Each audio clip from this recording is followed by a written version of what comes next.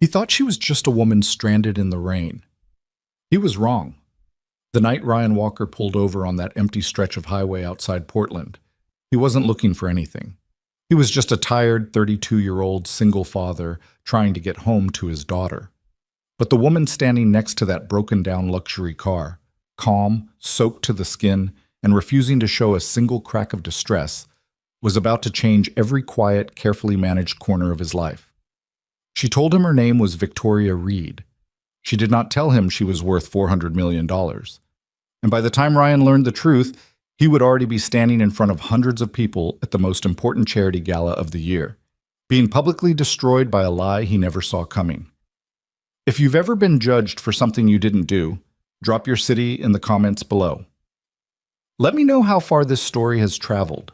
Hit that like button, follow along, and stay until the very end.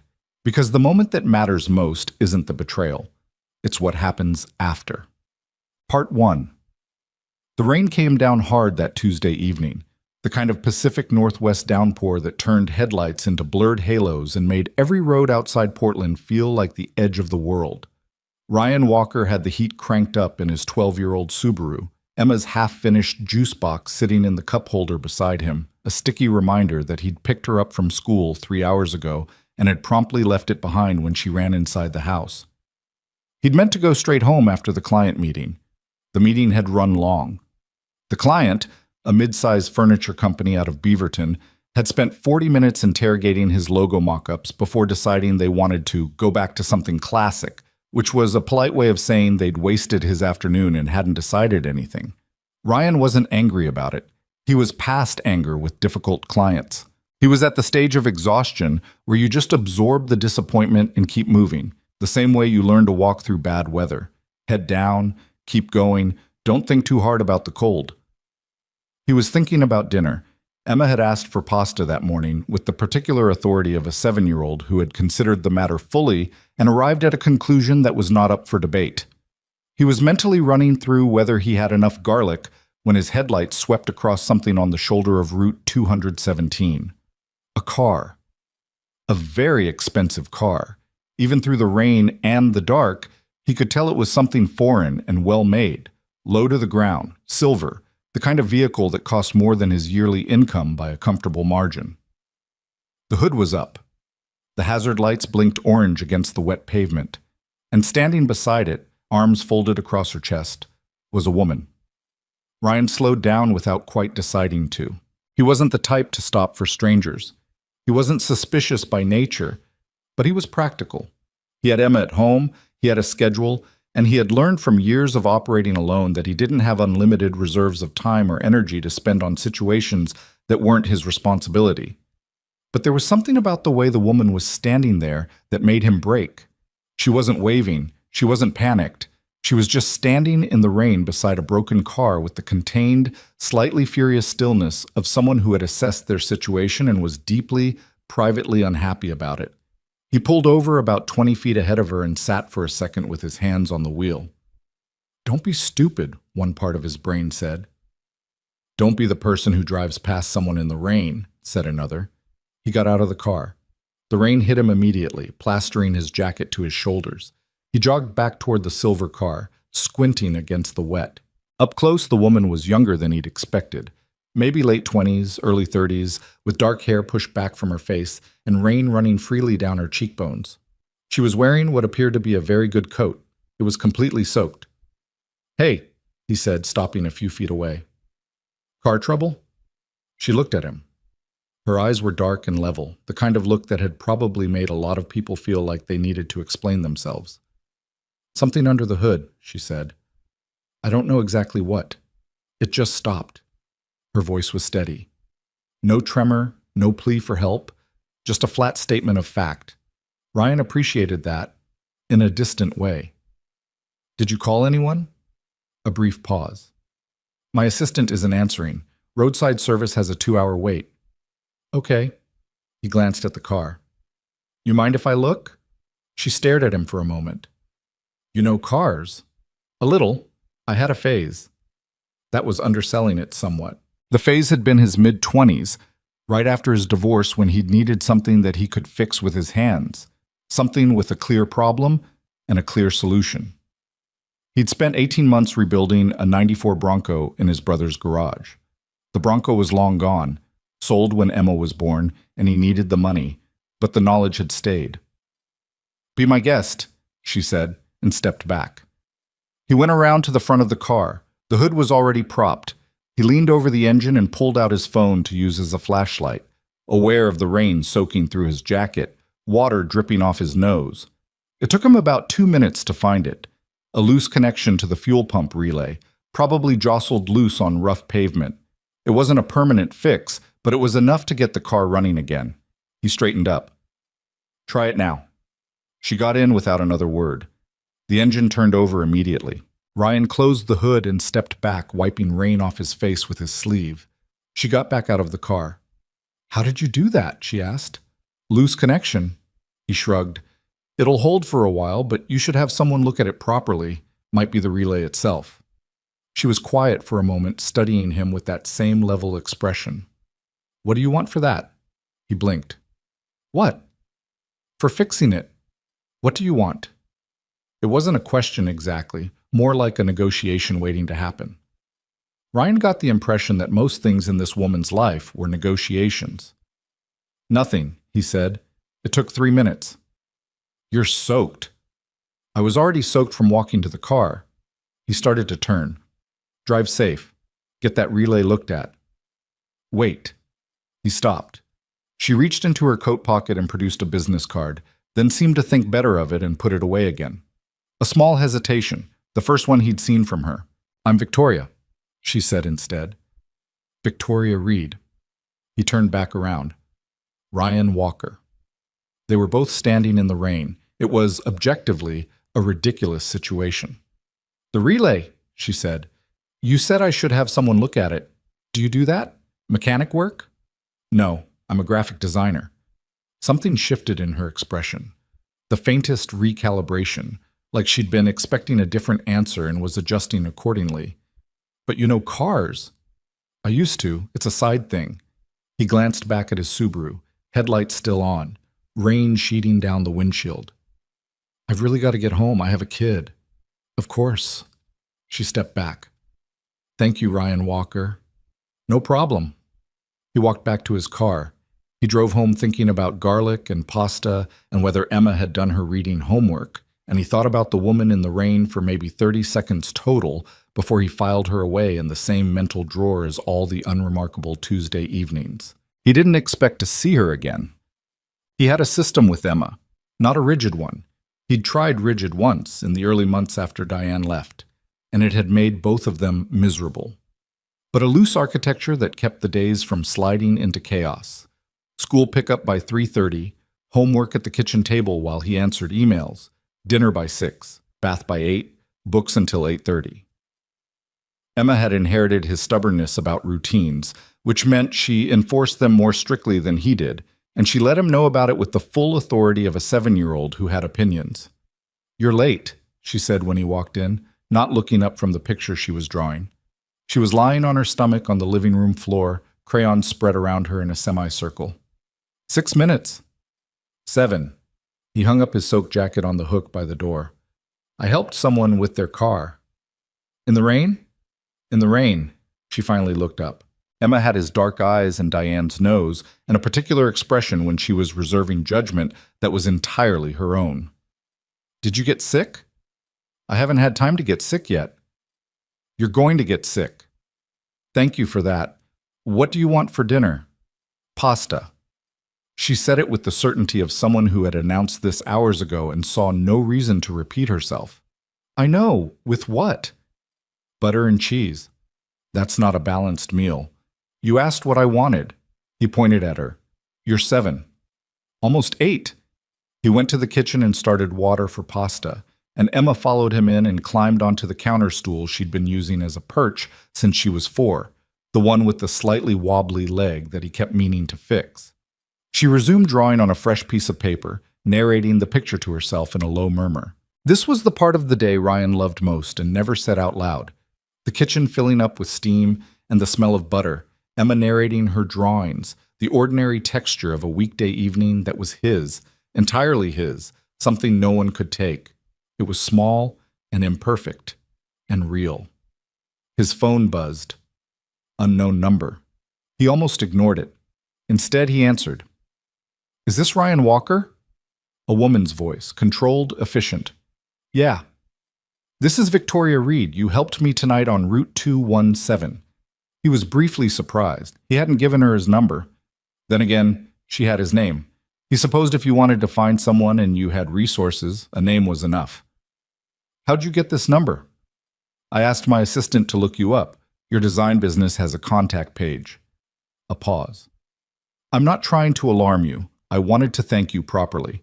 It was not a situation I handled well." Ryan leaned against the counter. Emma was watching him with wide eyes, cartoonishly curious. He turned away. "You handled it fine." "I was standing in the rain without a functional plan." "You had a roadside service called. That's a plan." "A bad one." Another pause. "I'd like to buy you dinner. To say thank you." "You really don't have to do that." "I know I don't have to." Something in her voice, a slight edge, like she was unaccustomed to offers being declined, but also something underneath that, something more genuine. "I want to, if you're willing."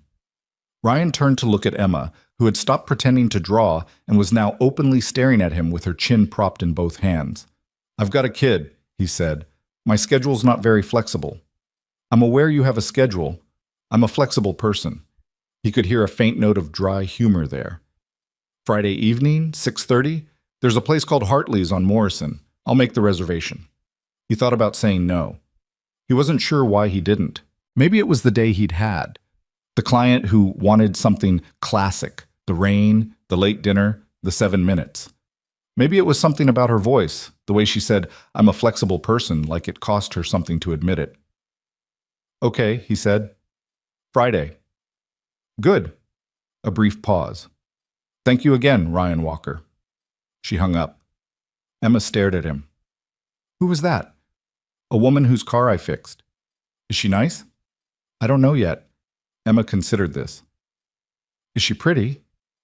"Emma, I'm asking." "Go finish your picture." She went, grinning to herself, and Ryan stood in his kitchen with the water boiling behind him and looked at his phone for a moment before he put it in his pocket and went back to making pasta. Quit. Hartley's was the kind of restaurant Ryan didn't go to. Not because he couldn't appreciate a good meal, but because the places he liked didn't have hostesses and mood lighting and menus without prices. He'd looked the place up online on Wednesday evening after Emma was asleep, and he'd stared at the photos of the dark wood interior and the white tablecloth tables for a while before closing the browser and going to bed. He wore the jacket he kept for client presentations. It was a good jacket, charcoal, slim fit, the one thing in his closet that made him look like someone who had his life together. He was 10 minutes early and stood on the sidewalk outside for 5 minutes before going in. Victoria was already there. She looked different than she had in the rain. Of course she did. She was dry, for one thing. But it was more than that. She was composed in a way that felt deliberate, like composure was something she'd constructed and maintained rather than something that came naturally. She was wearing a dark blouse, minimal jewelry, her hair pulled back. She looked at him from the table as he came through the door, and for a second her expression did something he couldn't quite read before it settled back into that same level steadiness. "You made it," she said. "I said I would." He sat down across from her. "You're already here." "I was early." "So was I, but I stood outside." Something flickered in her expression. Not quite amusement, but adjacent to it. "Why?" "I don't know. Seemed like the thing to do." He looked around the restaurant. "This place is a little much." "I know. I'm sorry. I have a default setting." She said it without particular inflection, matter of fact. "I can go somewhere else next time if you'd rather." "Next time," he said, not making it a question. She met his eyes, if there is one. The waiter came. Ryan ordered something from the middle of the menu that he didn't recognize but sounded reasonable. Victoria ordered efficiently, barely glancing at the menu, the way people do when they've eaten in restaurants like this their whole lives, and the novelty has long since passed. "So," he said when the waiter left, "what do you do?" A fractional hesitation. So small he almost missed it. Business consulting, she said. Corporate restructuring. That's vague. Most of what I do is vague, by necessity. He looked at her steadily. Is it a confidentiality thing? Partially. She folded her hands on the table, so a precise, composed gesture. And partially I'm not sure what to say when someone asks that question in a restaurant. A pause. What about you? Graphic design? Yeah, small operation. I do brand work mostly, logos, visual identity, some web layout, small to mid-size companies. Do you like it? Most of the time. He thought about it. I like the problem-solving part, client meetings less so. What happened with the client meeting Tuesday? He raised an eyebrow. How do you know I had one? You said you were on your way home from a meeting. He didn't remember saying that. Good memory. Occupational habit. She watched him. So what happened? He told her about the furniture company, the 40 minutes, the eventual retreat to something classic. He kept it dry, factual, the way he told most stories. But at one point he did an impression of the client, a heavy-set man named Dave who kept touching his chin and saying, "I'm just not feeling it." And Victoria laughed. It surprised him, not that she laughed, but the quality of it, unguarded, slightly reluctant, like she hadn't meant to, like it had escaped before she could decide whether to let it out. Sorry, she said, pressing her lips together. Don't apologize. It was accurate. He watched her. You don't laugh much. I do. A beat. In the right company. He didn't know what to do with that. He looked at his water glass. Tell me about your daughter, she said. Emma? You mentioned her twice Tuesday night. Once when we met, once when you answered the phone. In roughly 3 minutes of conversation, you mentioned her twice. He considered. That's probably accurate. How old? 7? Almost 8. She'd correct me if she were here. She's very precise. Like you. I hope not. I'm not precise. I'm just organized by necessity. He thought for a second. She was born precise. She came out of the hospital and immediately started having opinions about how things should be done. Victoria's expression softened, just slightly. What does she look like? Like herself. He knew that wasn't an answer. Dark eyes. She's got this look she does when she thinks you're being stupid. She doesn't say anything, she just looks at you with this very patient expression, and you know. What does she want to be when she grows up? Currently, a marine biologist. Last month it was an architect. Before that, it was a professional dog trainer. He paused. She's evolving. Victoria smiled at that. Smaller, quieter than the laugh, but real. They talked through dinner, and Ryan noticed somewhere around the main course that the conversation had moved from the careful, exploratory territory of two strangers and into something a little more ordinary. She asked good questions, and she listened when he answered, which was rarer than it should have been. She didn't talk much about herself, deflecting smoothly when he asked. It's complicated, or it depends on who you ask. But it didn't feel like evasion so much as genuine discomfort with the subject. He didn't push. He had his own things he didn't discuss on a first meeting. When the check came, she reached for it without hesitation. I said dinner was on me, she said. I can split it. I know you can. She looked at him. Let me do the thing I offered to do. He let her. He didn't love it, but he let her. They stood on the sidewalk outside Hartley's in the cold November air, and she pulled her coat tighter and looked at him with that composed, assessing expression. This was good, she said. It was. Would you be open to doing this again? Something less formal. What, like a dive bar? If you want. He looked at her. She was hard to read, and he was usually decent at reading people. There were things under the surface that he couldn't get traction on. Not dishonesty exactly, but a deliberate distance, a space between the person she was presenting and some other person who lived a little further back. He told himself that wasn't his problem. He told himself it was just dinner. Sure, he said. Less formal. The less formal meeting happened the following Wednesday at a place called The Anchor on the east side. Genuinely good cheeseburgers, loud on weekends, quieter midweek. Ryan picked it because he liked it, and because he wanted to see how she'd respond to something that wasn't Hartley's. She responded fine. She ordered a burger and ate it like a person and didn't make any comment about the venue. She'd worn jeans, which he noticed because they were different from the composed professional presentation of Friday night. She still had that quality of self-containment, that sense that she was deciding how much of herself to deploy at any given moment. But there was something slightly easier about her in this room, at this table, over a burger and a beer. They'd been talking for 20 minutes when his phone lit up. He glanced at it reflexively, a habit from the years when his sister babysat Emma, and he needed to be reachable. The contact said Mrs. Guerrero, Emma's second-grade teacher. "Sorry," he said, grabbing it. "Give me 1 second." Victoria nodded, watching him without comment. "Hello?" He stood up slightly, turned half away. "Mr. Walker, it's Patricia Guerrero. I'm so sorry to call this late. It's not an emergency. Emma's fine, but I wanted to let you know she had a difficult afternoon. She had a conflict with another student at recess, and she's been very upset about it. She handled it well. I just wanted you to be aware." He pressed his hand to the back of his neck. "Can I ask what happened?" Mrs. Guerrero explained briefly. Another girl had told Emma that kids who didn't have moms were different, and Emma had responded, in Mrs. Guerrero's careful phrasing, very directly. Emma was fine. The situation was handled. She'd be herself tomorrow. Ryan thanked her and hung up. He sat back down. Victoria was watching him. "Is everything okay?" she asked. "Yeah, my daughter had a rough afternoon." He rubbed his face with one hand. A kid at school said something to her about not having a mom. A silence fell.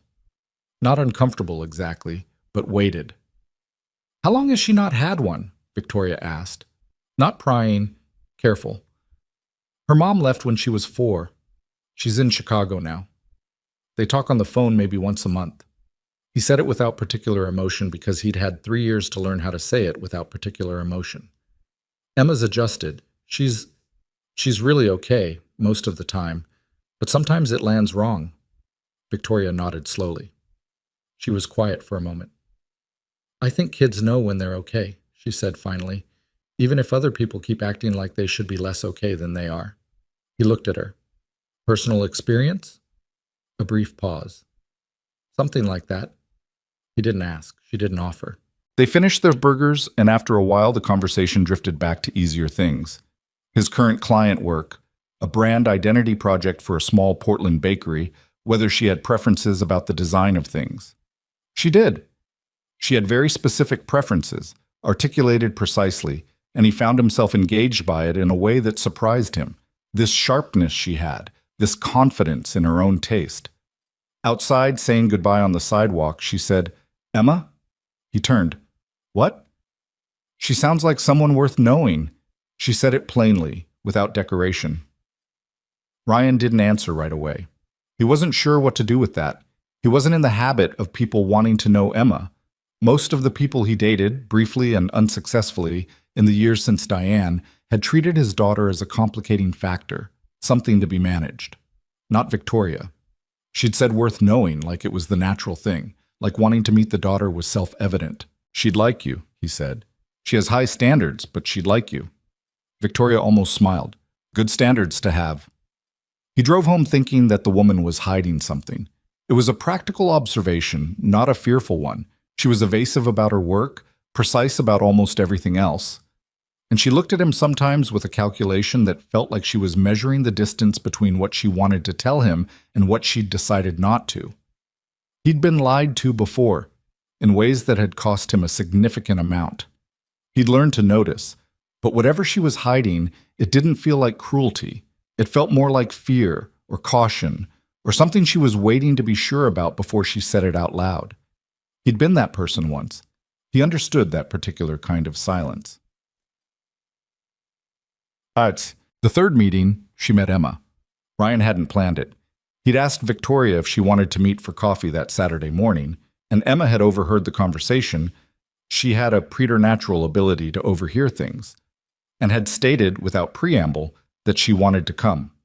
Ryan had started to say no, but Emma had said, "Dad, I've been curious about her for 2 weeks," with a gravity that was difficult to argue with. They met at a coffee place near the park, small and crowded on Saturday morning, and Emma walked in ahead of Ryan with the confidence of someone who had been imagining this meeting and was prepared for it. Victoria was at a corner table, and she looked up, and her expression did something complicated when she saw Emma. A split second of something raw before the composure clicked back into place. Emma stopped in front of her and said, "You're Victoria." "I am," Victoria said, "and you're Emma. How do you know my name?" "Your dad talks about you." Emma considered this. "What does he say?" "That you have opinions about dinner and you're almost 8. Emma looked at Ryan. "That's accurate." She sat down next to Victoria without any further preamble, and within 6 minutes she was explaining the difference between bony fish and cartilaginous fish with the authority of someone who had researched the topic extensively. Victoria listened with complete attention, asking questions that were genuinely good questions. Not the indulgent kind that adults ask children, but real follow-up questions. The kind that told Emma she was being taken seriously. Ryan sat across from them and drank his coffee and watched. He'd never seen Emma warm to someone so quickly. She was, as he'd said, precise in her evaluations. She had decided within the first grade that there was a specific category of adult who talked to kids correctly and a much larger category of adults who did it incorrectly, and she was very clear about which was which. Victoria was, apparently, in the first category. They stayed at the coffee place for an hour and 40 minutes. At the end, Emma asked Victoria if she would like to see her drawings sometime, and Victoria said she would, and Emma said okay in the tone of someone who had arrived at an important decision. Walking to the car, Emma said quietly, "I like her." "Yeah?" "She treats me like a person." She climbed into the back seat. "Some grown-ups don't do that." He buckled her in. "I know, bud." She was quiet for a moment, then, "Are you going to keep seeing her?" He started the car. "I don't know." "I think you should," Emma said, and turned to look out the window with the serene finality of someone who had weighed the evidence and reached a verdict. No. The weeks that followed had a shape to them. They fell into irregular meetings.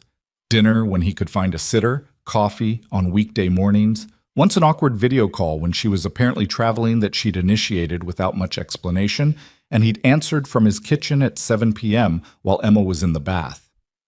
She looked different on a screen, slightly more tired, the composed precision slightly more effortful, and he noticed that she was careful about her background. She'd angled herself so he couldn't see much of wherever she was. He noticed things, without pressing. He noticed that she always paid. Always. No matter how casually he moved toward the bill. Not assertively, but with a particular kind of fluency, like it was simply the way things worked in her world.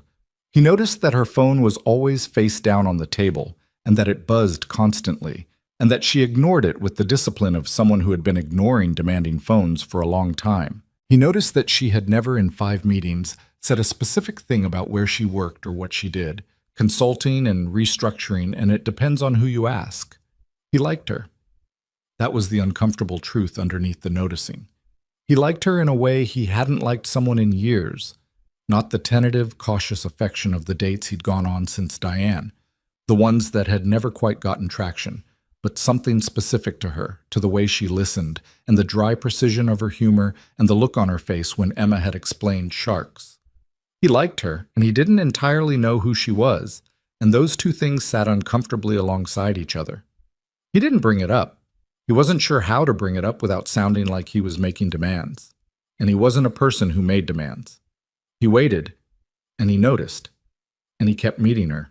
He was working late one Thursday, a brand package for the bakery, deadline Friday, when his phone lit up with a text from Marcus Webb, his college friend who currently worked at a design agency downtown and kept his finger on the pulse of things Ryan mostly ignored.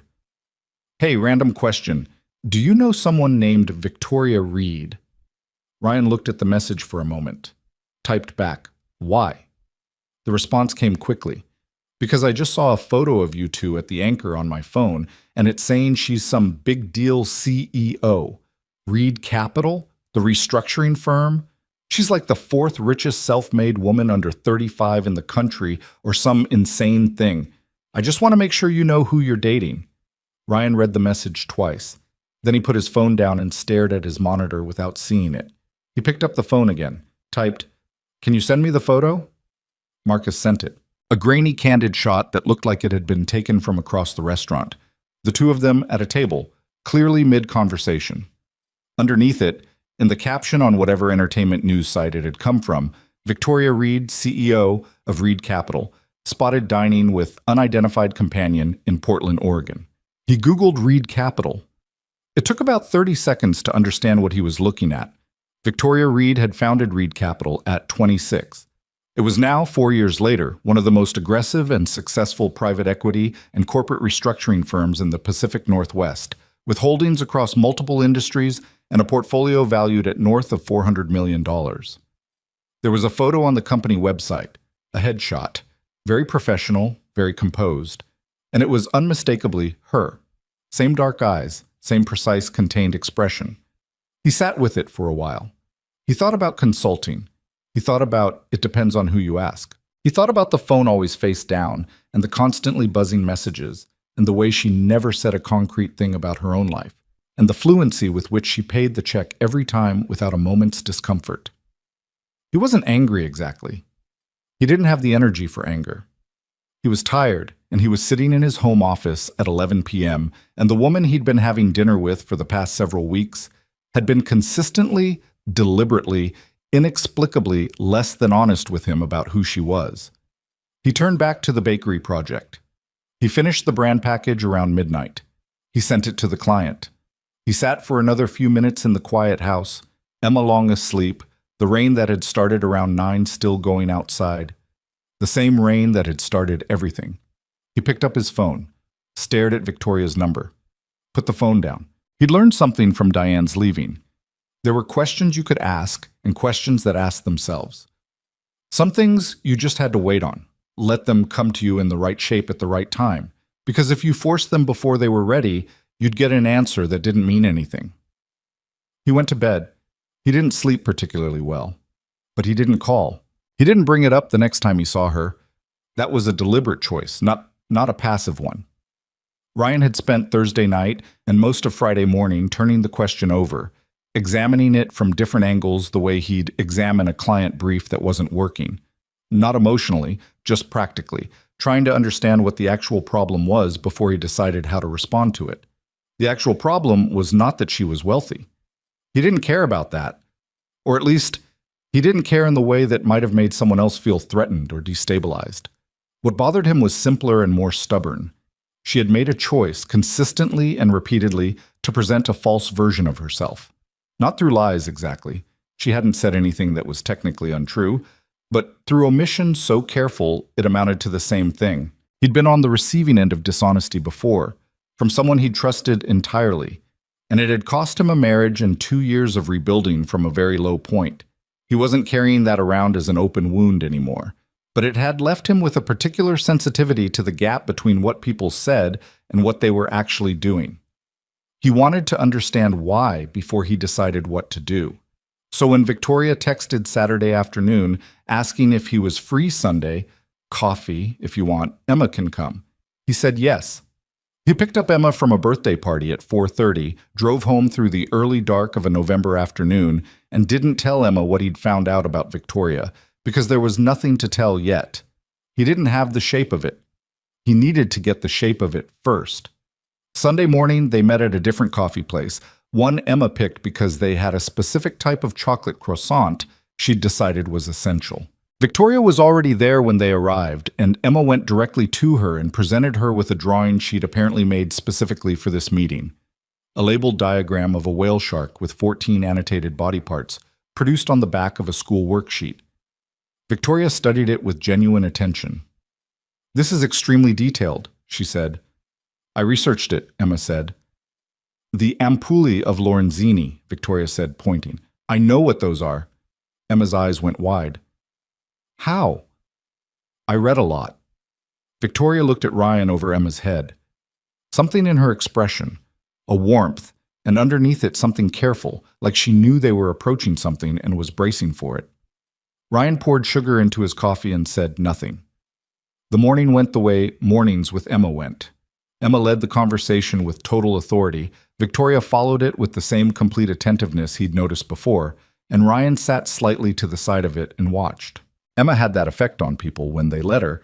She pulled the pretense out of a room by simply not engaging with it. She didn't know how to perform interest. She was just interested, or she wasn't. And if she was, you felt it, and it made you feel like you had to meet her at that level. Victoria met her at that level every time. That was the thing that kept catching Ryan off center. Whatever she was hiding from him, she wasn't performing anything with Emma. That was real. When Emma was in the bathroom, a longer expedition than strictly necessary, because Emma was easily distracted by anything she found interesting, including the decorative tiles in this particular establishment, Victoria set down her cup and looked at him directly. "Something's different," she said. He met her eyes. "Is it?" "Yes." She waited. "You've been quiet." "I'm usually quiet." "Differently quiet." She folded her hands around her mug. That composed gesture, the one he'd noticed the first night at Hartley's, the one she did when she was making herself hold still. "Did something happen?" He looked at her for a moment. He thought about continuing to wait, letting her come to it in her own time. Then he decided, quietly and without drama, that he'd already waited long enough. "I looked you up," he said. The silence that followed lasted about 3 seconds. He watched her face, the slight stillness, the careful recalibration. Not panic, not anger, something that looked more like relief with a layer of dread underneath it. "Okay," she said. "Reed Capital." He kept his voice even. "About 400 million in holdings. Youngest female CEO in Pacific Northwest private equity, depending on the year." "Approximately correct." "Victoria." He set down his own cup. "You told me you did consulting." "I do." A pause. "Among other things." "That's not—" He stopped, took a breath. "That's not the same thing." She looked at him steadily, and for the first time since he'd known her, the composure wasn't quite holding. There was something underneath it working against it, something she was pressing down with visible effort. "No," she said, "it's not." He waited. She was quiet for a moment, then, "I didn't know how to tell you. Early on, it seemed like too much, too fast. I didn't know you, and it changes everything. When people know, the way they talk to me changes, the way they act, the questions they ask." A pause. "And then I kept seeing you, and it kept being not like that. And then I couldn't figure out how to say it without it sounding like I deliberately deceived you." "Because you did." Her jaw tightened. "I know." Not maliciously. He said it plainly, because he believed it, and because precision mattered. "I don't think you're a malicious person, but you made a choice, every time we met, to tell me something incomplete." "Yes." She held his gaze. "I did." The bathroom door opened and Emma came back, distracted, telling them something she'd found on the back of the paper towel dispenser that she considered noteworthy. Ryan listened to Emma. Victoria listened to Emma. The moment closed around the conversation like water over a stone, and they let it close, because Emma was there and Emma came first. But walking to the parking lot afterward, after Emma had run ahead to the car and was pressing her face against the window of a pet supply store next door, Victoria stopped on the sidewalk and said, "Are we done?" Ryan stopped. "I don't know." She waited. It was the same quality of waiting she had with Emma. Complete attention, no press, just there. "I need you to not do that again," he said finally. "I don't care about the money. I genuinely don't care about that, but I need you to stop deciding what I'm allowed to know about you." "Okay." "That's not—" He exhaled. "I mean, I need it to actually stop, not just a yes." "I know what you mean." She looked at him, and the composure had dropped another notch, enough that he could see underneath it now. The fatigue of someone who had been managing information and managing people and managing herself for a very long time, and who was tired of it in a way she hadn't admitted to. "I'm not good at this, at letting someone in. I know that about myself. I've been told that about myself more than once. I'm not asking you to be good at it immediately. I'm asking you to try." A long pause. "That I can do," she said. And then quietly, I'm sorry, Ryan. He nodded once, looked at Emma, who had moved on from the pet store and was now apparently evaluating the contents of a hardware store window with great interest. Come on, he said. She's going to spend 20 minutes telling us about drill bits. Victoria made a sound that was almost a laugh, and they walked to where Emma was waiting. She tried. It wasn't a sudden transformation. Ryan hadn't expected one and wouldn't have trusted it if it came. But gradually, over the following weeks, the omissions became less frequent and the deflections became less smooth, like a machine that had been running on a particular program for years and was learning, imperfectly, to run a different one. She told him about Reed Capital, not the full corporate biography, but the actual story, the version she didn't tell journalists. She'd started it at 26 with a small inheritance from her grandfather and a business plan she'd written in 3 weeks of barely sleeping, driven by a specific and motivating fury at having watched 3 companies she'd worked for during college, and after being systematically mismanaged by people who were confident to the point of delusion. She'd had a theory about how to do it better. She'd turned out to be right. Were you scared? He asked. Constantly, she said. I was scared for those first 2 years. I just didn't let it show because if I let it show, nobody would have taken me seriously. And now? Now I'm scared about different things. She looked at him. Less about the company. He didn't ask her to elaborate. He was learning to let things arrive in their own time. He told her things too, more than he usually told people. About Diane, the marriage that had unraveled slowly, and then all at once. The way he'd seen it coming for 8 months before she'd finally said, I can't do this anymore. The particular specific grief of a relationship ending not through betrayal, but through a fundamental incompatibility that neither of them had been able to fix. He told her about the years after, building the business from scratch, the clients who didn't pay on time, and the late nights, and the constant low-level anxiety of being the only financial safety net for a small child. He told her about his brother Marcus, who would have been a better person to go through all of it with, except that Marcus lived in Seattle and had 3 kids of his own, and Ryan had never been good at asking for help. She listened to all of it. She didn't try to fix anything or reframe it or locate the optimistic angle.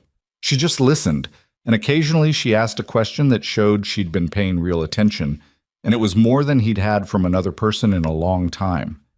Emma, for her part, was operating on the assumption that Victoria was now a fixture. She had started texting her directly.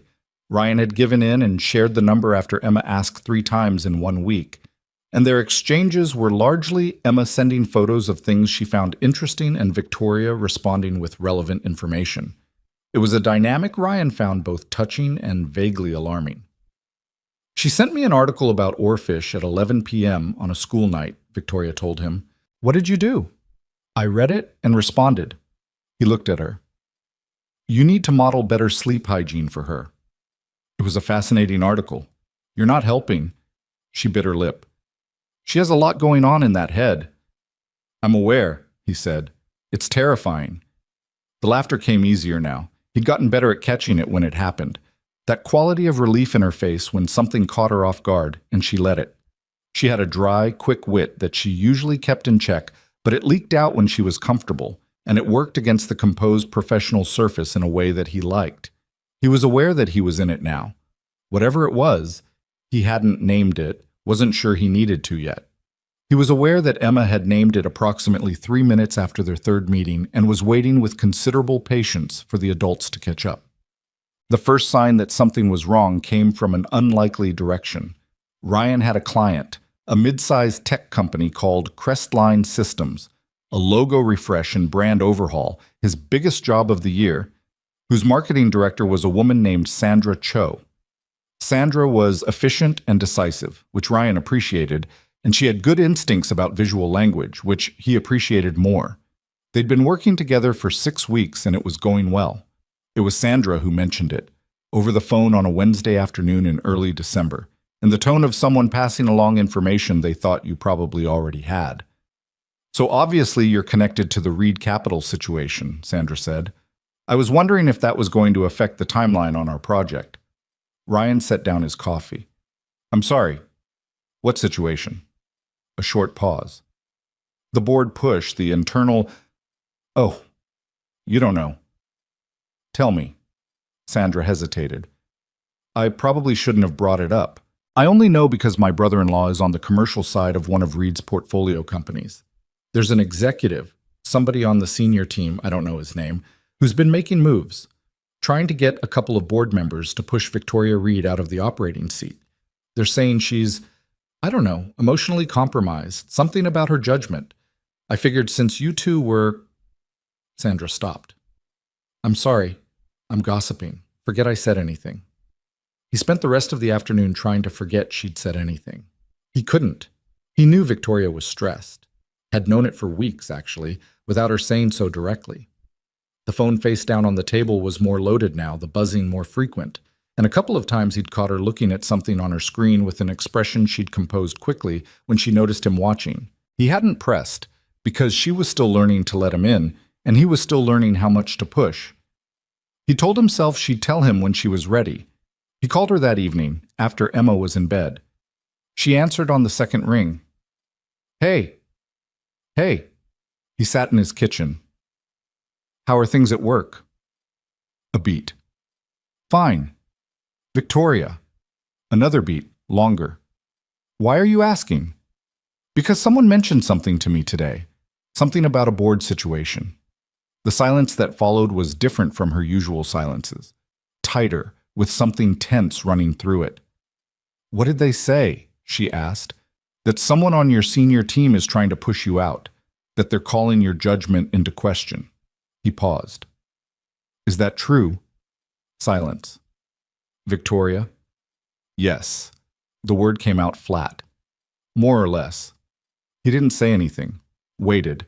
His name is Donald Price, she said, and he could hear in her voice the careful management of something she'd been holding for a while, something that had weight to it. He's been on the senior operating team for 4 years. He's been building alliances on the board for the last 6 months.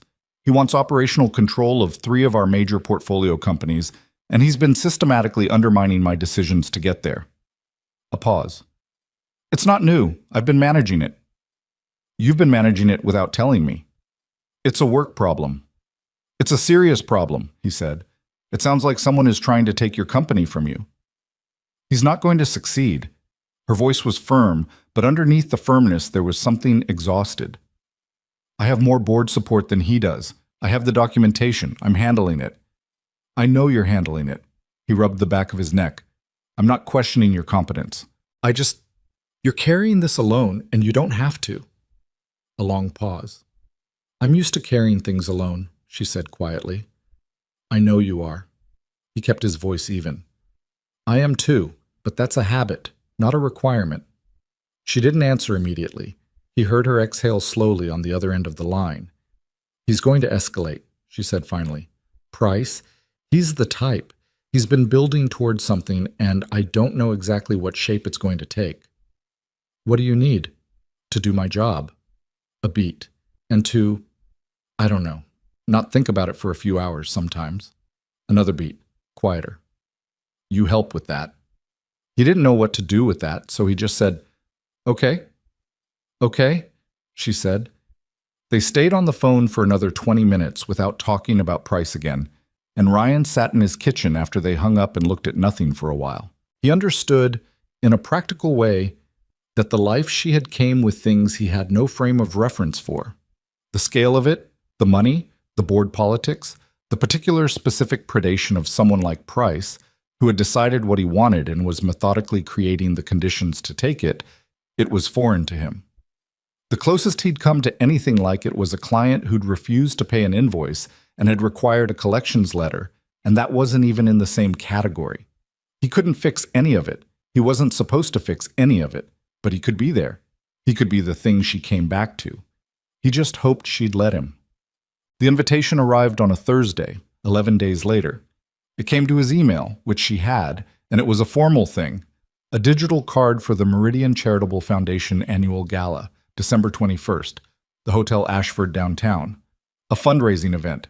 He recognized the name of the foundation vaguely, one of the major Portland philanthropic organizations, old money, corporate donors, the kind of thing that got coverage in the business section. Victoria called 5 minutes after he saw it. Did you get it? She said. I did. He looked at the invitation on his screen. Victoria, this isn't really my kind of thing. I know. A pause. That's not why I'm asking you. Then why? She took a breath. Because Price is going to be there, and 3 of the board members he's been working on. And I have been told by my attorney very firmly that I need to appear confident and stable and not like someone who is in the process of being destabilized by internal politics. Another breath, and I want you there. He was quiet for a moment. There's something else, she said. I'm going to use it as an opportunity to address the board members directly, to make the case before he can. A pause. I want to be honest with you. It's going to be a difficult evening. Define difficult. Complicated. Politically charged. Price will be performing. His people will be performing. There will be a version of events in that room that is not the true version, and I will be trying to correct the narrative in real time while also being visible, present. She paused. I need someone next to me who isn't playing a role. He looked at the invitation. He thought about the charcoal jacket, which would not be sufficient for a gala at the Hotel Ashford. I need to rent something, he said. A brief, surprised pause. So you'll come? Yeah, he exhaled. I'll come. Ryan, you were there when Emma's teacher called, he said. You listened to the whole thing. You asked good follow-up questions about the tile situation in the bathroom. He paused. I'll be there. She was quiet for a moment that felt full. The 21st, she said. 7 o'clock. I'll send a car. You don't have to send... I want to. A brief pause. Let me do the thing I want to do. He almost laughed. That's what I said about the check. I know, she said. You were right. So am I. He hung up and sat for a minute. Then he got up and went to check on Emma, who was in bed with a flashlight and a book about deep-sea creatures, clearly not asleep, technically not breaking any rule he'd stated explicitly. Lights off, he said. Emma looked up. 5 more minutes. The anglerfish will be there tomorrow. The anglerfish doesn't care about my schedule. He sat on the edge of her bed. I'm going to a thing with Victoria. December 21st. A fancy party. Emma lowered the book, looked at him with that particular expression, the one that was doing assessment. What kind of fancy? Very. Are you nervous? A little. She considered this. She'll like you in your jacket. It's not a jacket kind of party. Oh. Emma thought about it. You should get a better jacket. He looked at her. I'm just saying, she said, and went back to her book. He turned off the flashlight on his way out, and Emma said, Dad, in a tone of profound injury, and he said, Good night, Emma, and she said, Good night, like it cost her something, and he went back to his kitchen and sat there in the quiet. December 21st, 11 days. He had a feeling that he didn't quite put into words because he was not a superstitious man, and he didn't trust feelings that couldn't be made concrete, that something was coming, that Price's escalation was going to arrive at that gala in a shape none of them had fully anticipated. He couldn't have said why he felt that. He just did. He pushed it aside. He had 11 days, and he had work, and he had Emma, and he had a jacket problem that was not going to solve itself. He opened his laptop and looked up suit rentals in Portland. The suit Ryan rented was navy, which the woman at the rental shop said was more versatile than black and less risky than anything else. He tried it on in the narrow fitting room and looked at himself in the mirror for longer than he usually looked at himself in mirrors, trying to decide if he looked like someone who belonged at a gala at the Hotel Ashford, or like someone who had rented a suit and was trying not to look like it. Probably the second one. He could live with that. Emma inspected him before he left on the 21st with the thoroughness of someone who had opinions about presentation. She walked around him once, tugged the jacket lapel slightly to the left, and said, Your tie is crooked. I know. I can't get it. She fixed it with her small hands, standing on her toes, with the focused efficiency of a person who had apparently learned to tie neckties at some point without his knowledge. He didn't ask. Okay, she said, stepping back. You look good. Yeah? You look like you. She tilted her head. Just a fancier version. His sister-in-law Greta was babysitting, a last-minute arrangement because his usual sitter had a conflict, and Greta had said yes with the particular enthusiasm of someone who wanted to hear everything afterward. Ryan kissed Emma on the top of her head, said goodbye to Greta, and walked out into the cold December night where a black car was already waiting at the curb. He wasn't good at being picked up in black cars. He sat in the back and looked out the window at Portland moving past in the dark and told himself to stop being weird about it. The Hotel Ashford was on the west side, a pre-war building that had been renovated twice and still retained the original bones. High ceilings, marble floors, brass fixtures that were probably original. Ryan had been inside once, years ago, for a colleague's wedding reception. He'd forgotten how large the lobby was. Victoria was waiting for him near the entrance, and she turned when she saw him come through the doors, and for a second she just looked at him. She was wearing something dark green, floor length, simple in the way that expensive things are simple, with a quality of intention to it. Her hair was down, which was different from every other time he'd seen her. She looked like herself, but turned up. The composure still there, the precision still there, but wearing a different surface than the jeans in the coffee shop. "You made it," she said. "I keep making it." She looked at him for another moment. "You look nice." "My daughter fixed my tie." Something in her face moved. Of course she did. She put her hand briefly on his arm, just a touch, light but grounding somehow. "Thank you for being here." He looked around the lobby, already crowded, voices layering over the string quartet somewhere inside. "Tell me what I need to know." She did, quickly and quietly, her voice low. The three board members to watch were Gerald Hatch, Simone Park, and a man named Robert Ellison, who'd been on the board since before Victoria took the company over, and who had the specific ambiguity of someone who hadn't committed either way and could be moved in either direction. Price would be working the room. He would be charming. He was always charming at events. It was the environment he was built for. "What does he look like?" Ryan asked. "Tall, silver hair. He'll be the one laughing the loudest in any given group." Her jaw tightened slightly. "He's very good at making himself the center of gravity in a room." "And what do you need from me?" She was quiet for a moment. "Just be there. Talk to people if you want. Don't worry about performing anything." A pause. "I know this isn't your world." "I'll manage." They went in. The ballroom was large and lit in the way that made everything look significant. Warm light, high ceilings, round tables with white cloths and arrangements of winter flowers. Maybe 300 people, Ryan estimated, moving in the specific currents of a room where everyone knew roughly where everyone else stood in the hierarchy and was either gravitating toward or managing that fact. He'd been to enough client events to understand the basic architecture of professional socializing, even if this particular version of it was several magnitudes larger than anything he'd attended. Victoria moved through it with a practiced ease that was visibly different from how she moved through a coffee shop or a burger place. She was fluent here in a way that had nothing to do with comfort. She knew exactly how to be, which conversations to stop for, and for how long, which smiles to give and which to hold back. Ryan stayed close, but not too close.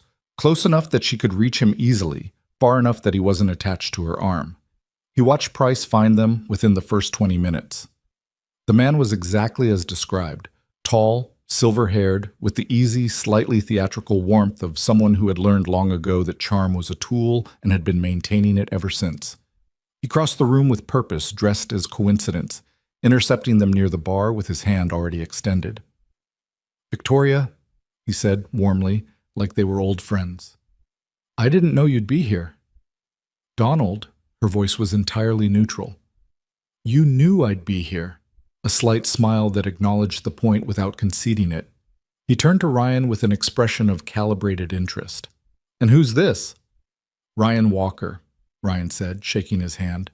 "Ryan." Price held the handshake a second too long, measuring. "What do you do, Ryan?" "Graphic design." "Oh, that's interesting." The tone of someone for whom it was not particularly interesting. "How did you two—" "We should circulate," Victoria said pleasantly. "Good to see you, Donald." She moved them away smoothly. Ryan glanced back once and found Price watching them go with an expression that was just briefly, unguardedly calculating before the smile came back. "He's already working," Ryan said quietly. "He's always working," she said. The question is what exactly he's working on tonight. They found Simone Park near the windows, a small, direct woman in her 60s with the particular authority of someone who had spent decades making consequential decisions and had gotten comfortable with it. She shook Ryan's hand with a firm grip and looked at him with the kind of frank appraisal that didn't bother him because it was at least honest. "I've heard about you," she said. "I hope it was boring," he said.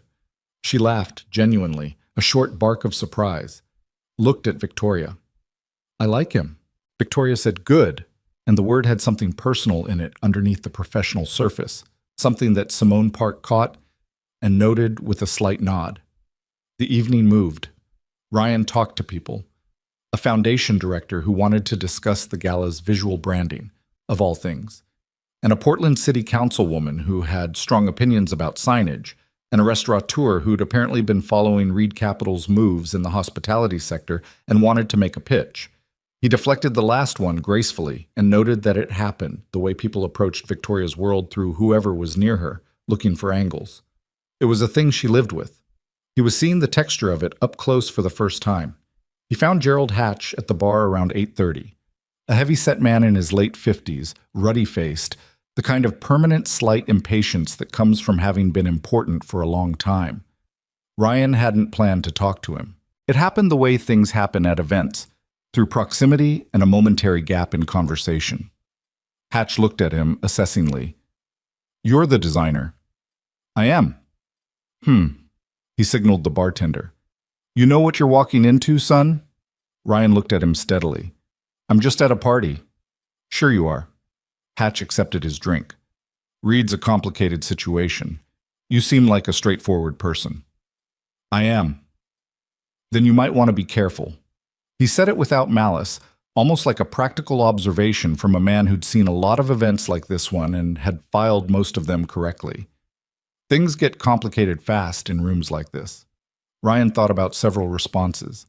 He said, "Thanks for the advice," and moved on.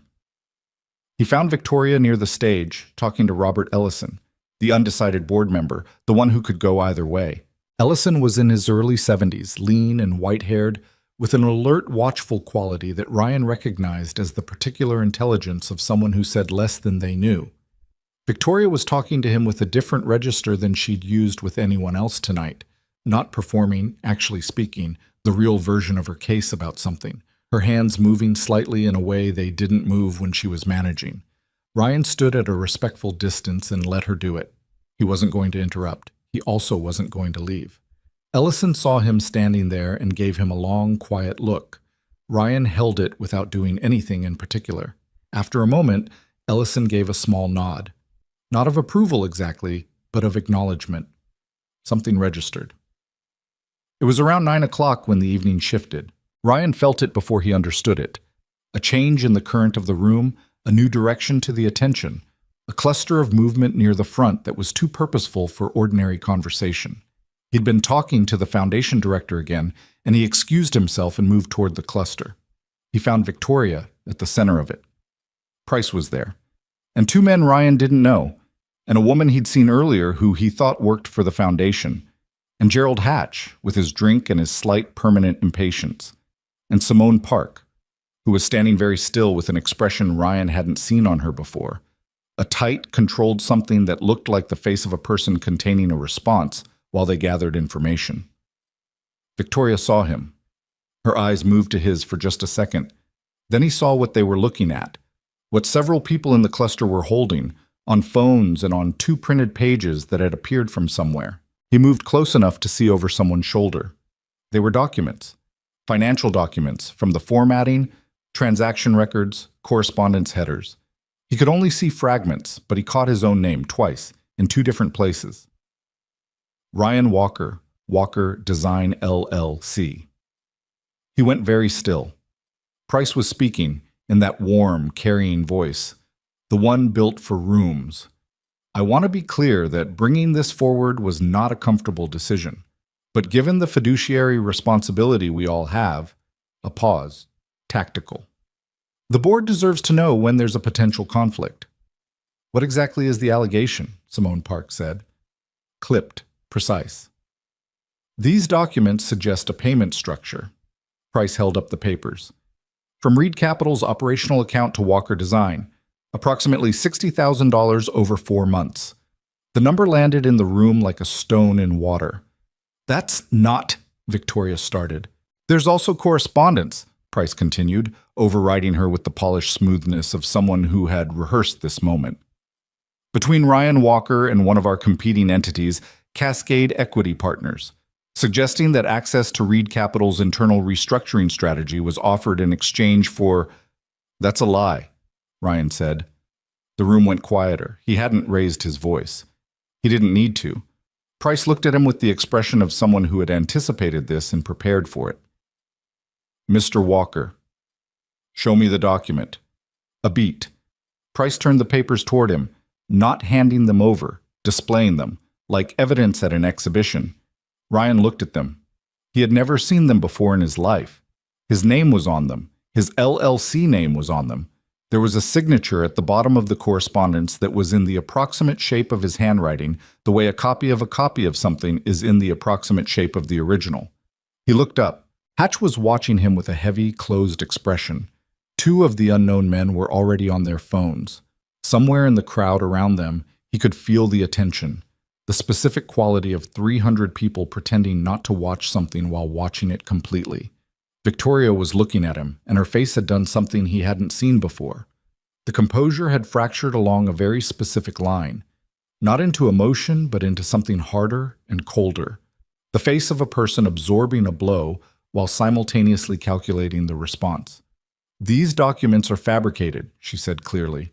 I will have my legal team— Your legal team is compromised by the very relationship at issue, Price said, almost gently.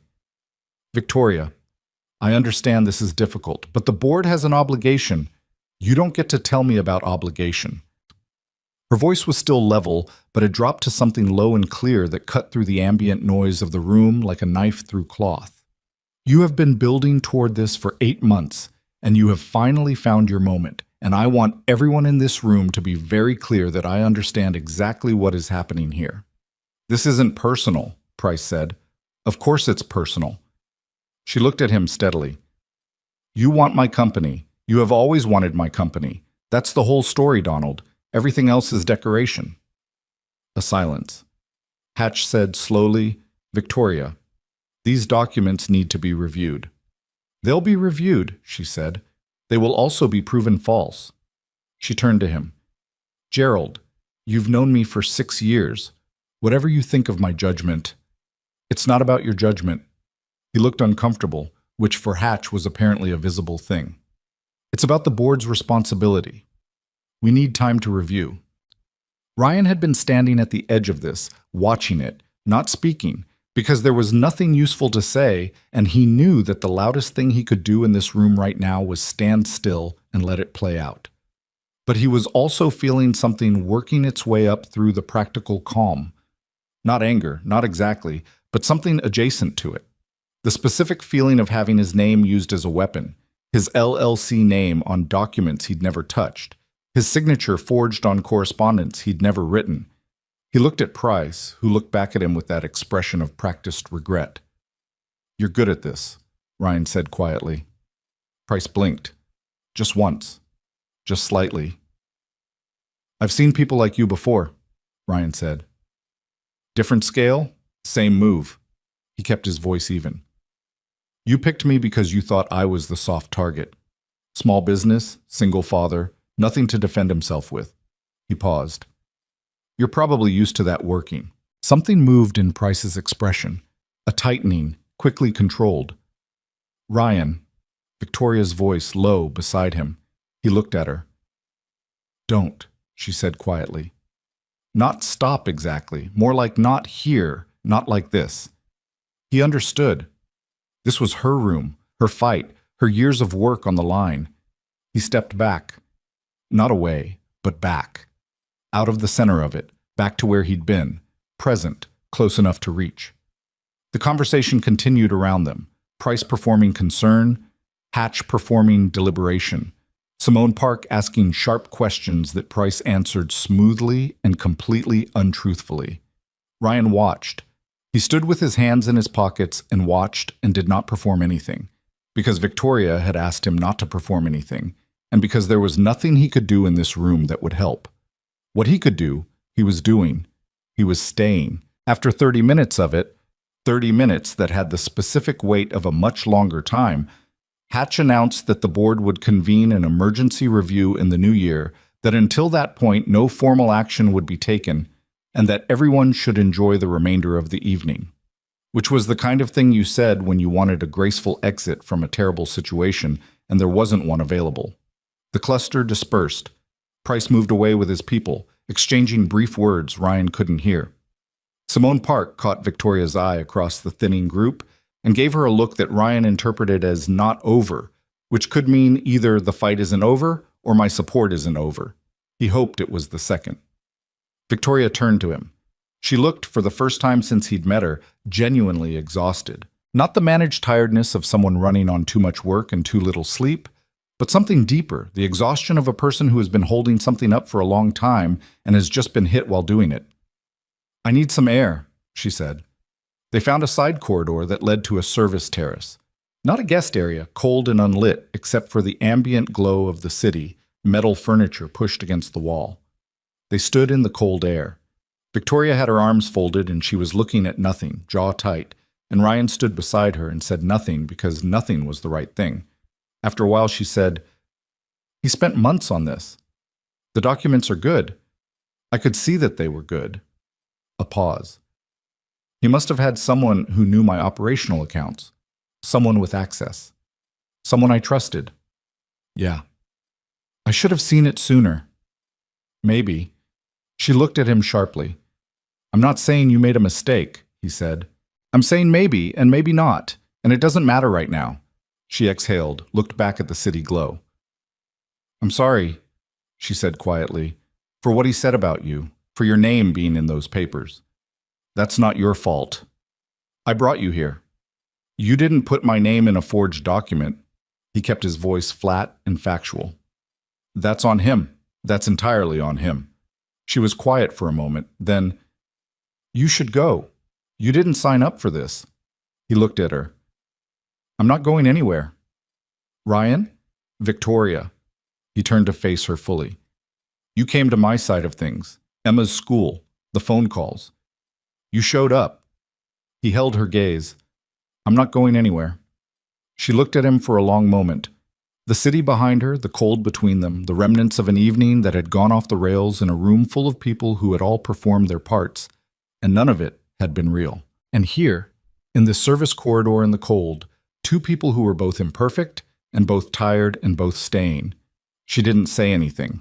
She moved, just slightly, and he opened his arm and she leaned into him, and he put his arm around her shoulders, and they stood there in the cold and the quiet. It wasn't a resolution. It wasn't the end of anything. Price was still in that ballroom, working the room, and the board was going to convene a review in January.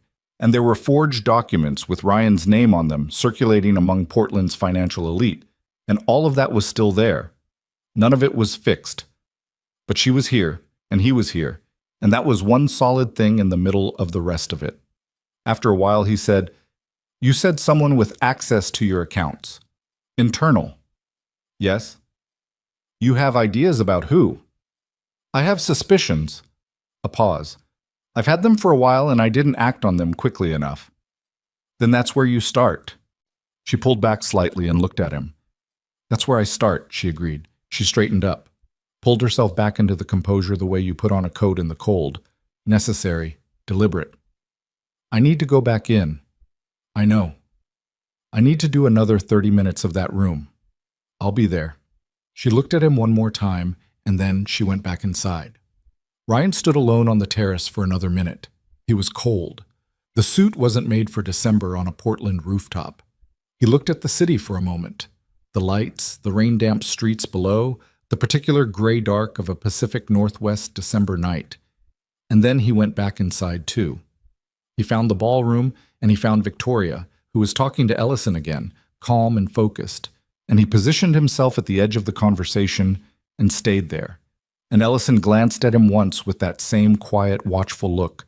And Ryan gave nothing back and took nothing, just stood there. Price passed them at 10:15. He looked at Ryan with an expression that had something of assessment in it, like he was recalibrating, like Ryan had not quite responded to the evening the way he'd expected. Ryan met the look and held it without doing anything. Price moved on. The evening ended at 11. Victoria's car took them both. She asked simply, and he didn't argue. They sat in the back in the quiet, the city moving past, and she had her phone in her hand and was looking at messages but not responding to any of them. "How bad is it?" he asked. "Manageable." A pause. "Possibly." Another pause. "I don't know yet. The documents are fake, and I can prove they're fake. That's the foundation. Everything else depends on how fast I can move and how many people Price has actually flipped." Simone Park. "She's solid, I'm fairly sure." She scrolled through something on her phone. "Ellison is the question. I think he was close tonight. I think he was close to deciding." But Ryan thought about Ellison's quiet, watchful look. "He was watching you," he said. "And he was watching me." She glanced at him. "I think he was looking at whether you had someone in your corner who wasn't also calculating something." Ryan paused, turning it over. "Whether the person next to you was there for a reason other than what Price was implying." Victoria was quiet for a moment. "And you were." "And I was." She looked at her phone, looked at him, put the phone in her bag. "I'm going to fix this," she said. Not to him exactly. More like saying it out loud to make it real, to hear herself commit to it. "Price is not going to walk away with my company." "I know," he said. The car stopped at his street. He got out, and she rolled the window down, and he looked at her in the interior light of the car. Still composed, still precise, still the version of herself she'd built and maintained, but with something under it now that hadn't been visible before, something that had been let out through whatever crack the evening had opened, something that looked like it needed to be there. "Call me when you're home," he said. "It'll be late." "Call me anyway." She looked at him for a second. Then she nodded. He watched the car pull away. He stood on the cold sidewalk in his rented navy suit, and he thought about forged documents and his name in a room full of strangers, and he thought about Donald Price's practiced, regretful expression, and he thought about Victoria standing on a service terrace in the cold, pulling herself back together piece by piece. Then he went inside. He thanked Greta, who looked at his face and sensibly asked no questions. He checked on Emma, who was actually asleep this time, curled on her side with one arm over the edge of the mattress and her book on the floor. He picked the book up, set it on the nightstand. His phone rang at 12:40. He was still awake. "Home?" he said. "Home," Victoria said. He could hear in her voice that she'd been crying, or close to it. That slightly rougher texture, the tighter control over her breathing. She was managing it. She was always managing something. "Go to sleep," he said. "I have things to—" "In the morning," he said. "Tonight you go to sleep." A long pause. "Okay," she said. "Okay," he said. He lay in the dark after they hung up, staring at the ceiling, listening to the house settle around him. The rental suit was hanging on the back of the closet door. Somewhere outside, the rain had started again, the familiar low sound of it against the window glass. He thought about his name on those documents. He thought about the signature at the bottom, in the approximate shape of his handwriting. He thought about the fact that somewhere in Victoria's organization, someone had done that, had had access to enough information to make it convincing, had fed it to Price at precisely the right moment, had decided that Ryan Walker, graphic designer, single father, person with no skin in this particular game, was a useful instrument. He wasn't afraid. He noticed that clearly, without congratulating himself on it. He simply wasn't, the way he sometimes simply wasn't things he might have expected to be. He was angry, but not in a way that would eat at him. It was a clean kind of anger, with a specific target and no excess weight to it. What mattered now was what came next. He closed his eyes. Outside, the rain continued, steady and familiar, washing down the street the way Portland rain always did in December. Without drama, without relenting, just there and ongoing and not particularly concerned with anyone's timeline. Sleep came slowly. But it came. The days after the gala had a particular texture to them. Not quite normal, not quite crisis, but the uncomfortable territory in between, where everything looked the same on the surface and nothing actually was. Ryan returned the suit on the 23rd. He paid the rental fee, hung his charcoal jacket back in the closet, and went back to the bakery client's revisions and the Crestline system's final deliverables and the ordinary machinery of his work. Emma had her last day of school before winter break, came home with a construction paper ornament and a card she'd made for Victoria, and spent the rest of the afternoon interrogating Ryan about the gala with the methodical patience of someone who had been waiting for information and was now collecting it efficiently. He told her the broad version. A difficult evening. Some complicated people. Victoria was fine, and Emma listened to this with visible skepticism. "That's not the whole thing," she said. "No," he said, "but it's the part that's mine to tell." She accepted this, which meant she'd filed it away and would return to it later.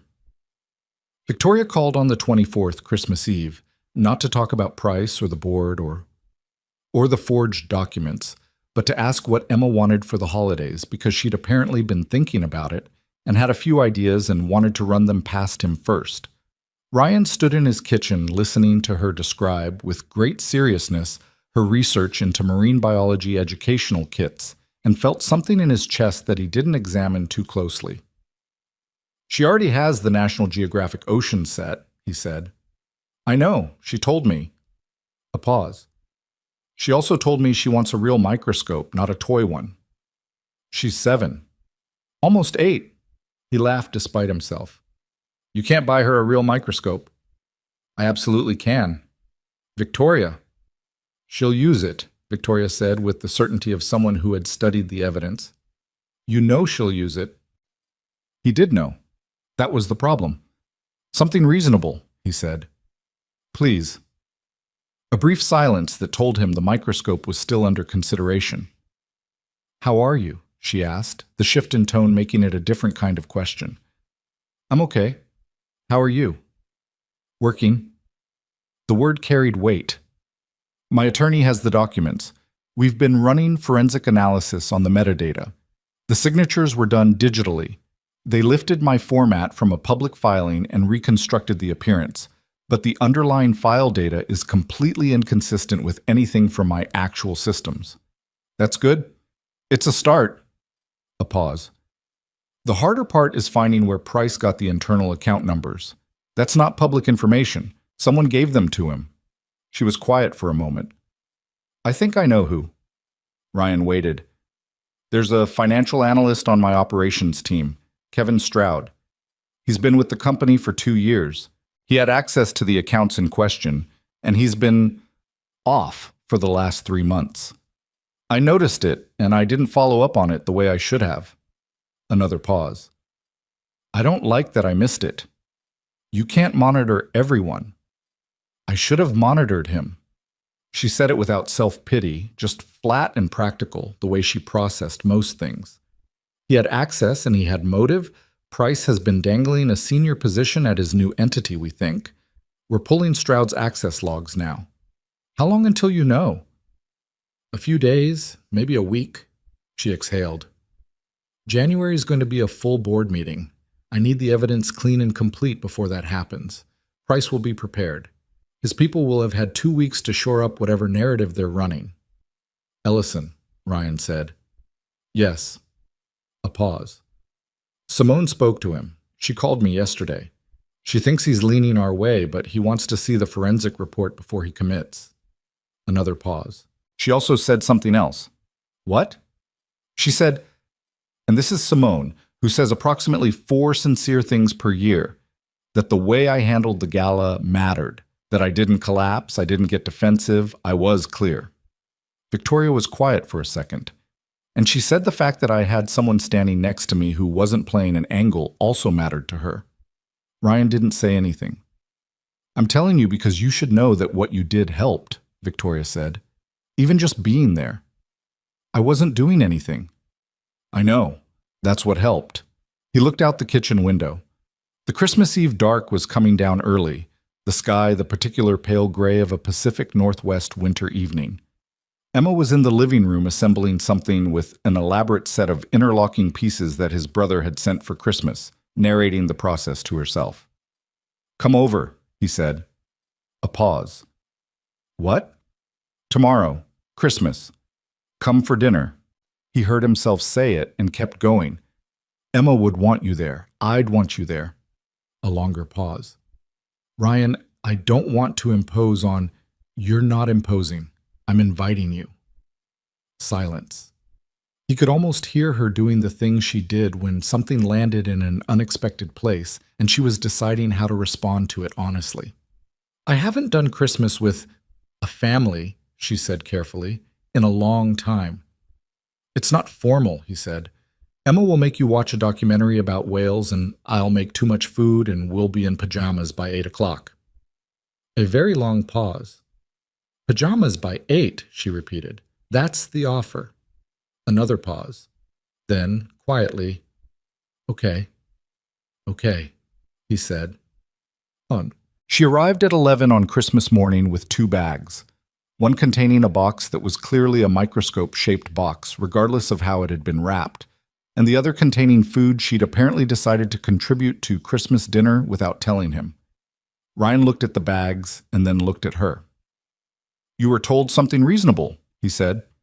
"The microscope is entry-level," she said, "for a scientist," which she is. Emma appeared in the hallway in Christmas pajamas, assessed the situation in approximately 2 seconds, and said, "Is that what I think it is?" with a specificity that suggested she had in fact suspected and was confirming. "Don't look at me," Ryan said. Emma looked at Victoria. "You're my favorite person," she said with complete seriousness, and went to help carry the bag. The morning had the loose, unplanned quality of a holiday that no one has over-organized. Emma set up the microscope on the kitchen table with Victoria's help, and they spent 45 minutes looking at things. A hair, a piece of onion skin, a fragment of leaf from the houseplant. And Emma narrated what she was seeing with the focused excitement of someone whose specific kind of curiosity had just been given a new instrument. Ryan cooked. He made too much food, as promised. A roast chicken he was actually good at, roasted vegetables, the green bean thing Emma tolerated because it had garlic in it. Victoria sat at the kitchen counter at one point while Emma was distracted with the microscope and said quietly, "This is nice." He glanced at her. She was looking at Emma, at the kitchen, at the ordinary mess of a holiday morning. "You say that like it surprises you," he said. "It does. A little." She turned her coffee mug in her hands. "I'm not used to this being available. For me." He didn't ask her to clarify. He understood what she meant. "It's available," he said. She looked at him for a moment, nodded once, something settling in her expression. They ate at the actual dining table, which Ryan had to clear of design materials and Emma's homework, and Emma talked through most of the meal about what she planned to examine next under the microscope, with occasional digressions into other topics. And Victoria listened and contributed and ate the green bean thing without commenting on it, which Ryan noticed and appreciated more than he said. It was imperfect in the specific ways that good things are imperfect. The chicken was slightly overdone on one side. Emma knocked over her water glass. Ryan couldn't find the serving spoon and had to use a ladle. None of it was the difficulty that mattered. The difficulty that mattered was underneath the ordinariness of it. The fact that Victoria sat at his table on Christmas Day with the contained quality of someone who was letting something in that they'd been holding out for a long time, and that he could see it happening and couldn't make it easier for her, could only let it happen at whatever speed it needed. After dinner, Emma did make them watch a documentary. Ryan fell asleep briefly on the couch and woke up to find Emma had covered him with the throw blanket and was explaining something to Victoria in an undertone, both of them watching the screen. He lay still for a moment, watching them without announcing he was awake. Emma said something he couldn't catch. Victoria said just audibly, "I know, I think so too." He didn't ask what they were talking about. Some things weren't his to know. The forensic report came back on January 3rd. Ryan was at his desk when Victoria called, and he knew from the first syllable of her voice that it was significant. "Stroud," she said. It was Stroud. The access logs show he pulled the account record 6 times over 3 months, in small increments, always during off hours. He used a VPN, but it was routed through a server that Price's other entity uses. A pause. He also forwarded 2 internal emails to an external address that traces back to a law firm Price retains. Do you have all of it documented? My forensic team has been building the package since the 28th. It's complete. Her voice had a quality to it, the relief of evidence secured, the particular satisfaction of a theory proven, but underneath both of those, something still tightly wound, still waiting. I'm going to Stroud today. I'm terminating him and presenting him with the documentation simultaneously. My attorney will be present. What does that do to Price? It removes his corroboration. If Stroud testifies, and given what we have on him, he'll testify, the document chain collapses. A pause. Price's whole case is built on the idea that the financial records were legitimate. Once we show they were constructed using stolen internal data by someone on my payroll who was being paid by Price, the narrative falls apart. The board meeting's when? January 14th, 11 days. She exhaled. I need to brief Simone and Ellison before then. Personally, not through attorneys. I want them to hear it from me. Can I do anything? A pause. No. Then, yes, actually. Can you write something down for me? A timeline of when we met. First meeting, the restaurant, the coffee place, with Emma. Dates, if you remember them. He frowned. Why? Because Price's document is dated in October. If I can show that you and I had no substantive contact before November, which is true, the payment structure he fabricated doesn't have a timeline that makes sense. It's one more thread to pull. A pause. I know it's strange to ask you to. It's not strange. He was already opening a document on his screen. Give me an hour. He sent her a detailed timeline at 1:30. Dates, locations, the Route 217 breakdown, each meeting afterward, Emma's involvement starting the third meeting. He'd cross-referenced his calendar and his texts and the notes he kept loosely for billing purposes, which put times and places on most of it. It was accurate, and it was specific, and it was the kind of documentation that made forged documents look like what they were. She texted back, "This is exactly what I needed. Thank you." He sent back, "Keep me posted." She did. Over the following 10 days, she kept him informed in the spare, efficient way she communicated when she was focused. Brief calls, specific updates, no editorializing. Stroud had been terminated and had engaged his own attorney within hours. Price had apparently gone quiet, which Victoria's attorney said was not a good sign. It meant he was regrouping, not retreating. The brief to the board was taking shape. Simone Park had reviewed the forensic report and called it airtight, which was, Victoria said, the highest praise Simone gave. Ryan went about his work. He finished the Crestline Systems project, invoiced them, started preliminary talks with a new client, a small Pacific Northwest winery looking to rebrand. He picked Emma up from school, made dinner, helped with the reading log, went to bed, got up, and did it again. The ordinary architecture of his days, unchanged, except that it was different. He was aware that something was depending on the next 11 days, something that wasn't his and that he couldn't affect, and that he cared about in a way that required him to hold it loosely because there was nothing else to do with it. He called her every night. Sometimes they talked for an hour, sometimes it was 10 minutes, and most of it was silence, one of them on either end of the phone not needing to say much. She told him on the 9th that she'd had dinner with her parents for the first time in 4 months. They lived in Eugene, a distance that was apparently as much emotional as geographic, and that her mother had asked about him specifically, by name, which Victoria said with a particular care that suggested the meaning of it was larger than it sounded. "What did you tell her?" Ryan asked. "The truth," Victoria said. "That you're—" She stopped. "That you're someone I trust." He turned that over. "That's a big thing, for you." "Yes," she said. "It is." He didn't push further. Some things you let sit where they landed. The board meeting was on a Tuesday, 11 a.m., Reed Capital's main conference room on the 14th floor of a building downtown that Ryan had walked past 100 times without knowing what was in it. He didn't go. He wasn't invited, and he wasn't needed there. This was Victoria's room, her evidence, her years of work being defended in the specific language of people who spoke that language. He went to his own office, which was the spare bedroom he'd converted 4 years ago, And he worked on the winery project and he watched his phone. Emma was at school. The house was quiet. He made coffee and listened to the rain and designed a wine label and didn't look at the clock more than was reasonable. Victoria texted at 12:47, "Still going." He sent back, "Take your time." At 2:19 she called. He answered immediately. "It's over," she said. He sat back in his chair. "Tell me." She did, in the compressed, sequential way she told things when she was processing them as she spoke. The forensic report had been presented in full. Stroud's access logs, the VPN routing, the external email chain, the timeline inconsistencies in Price's documents. Ellison had asked 3 questions, each one cutting directly to the evidentiary core. He'd read the report thoroughly, that was clear. Simone had said almost nothing, which in Simone's case meant she'd made up her mind before she walked in and was watching everyone else catch up. Price had defended his position for 40 minutes. He was good. He'd been doing this for 30 years and he didn't rattle easily. He'd questioned the forensic methodology, the chain of custody on the documents, the independence of the forensic team.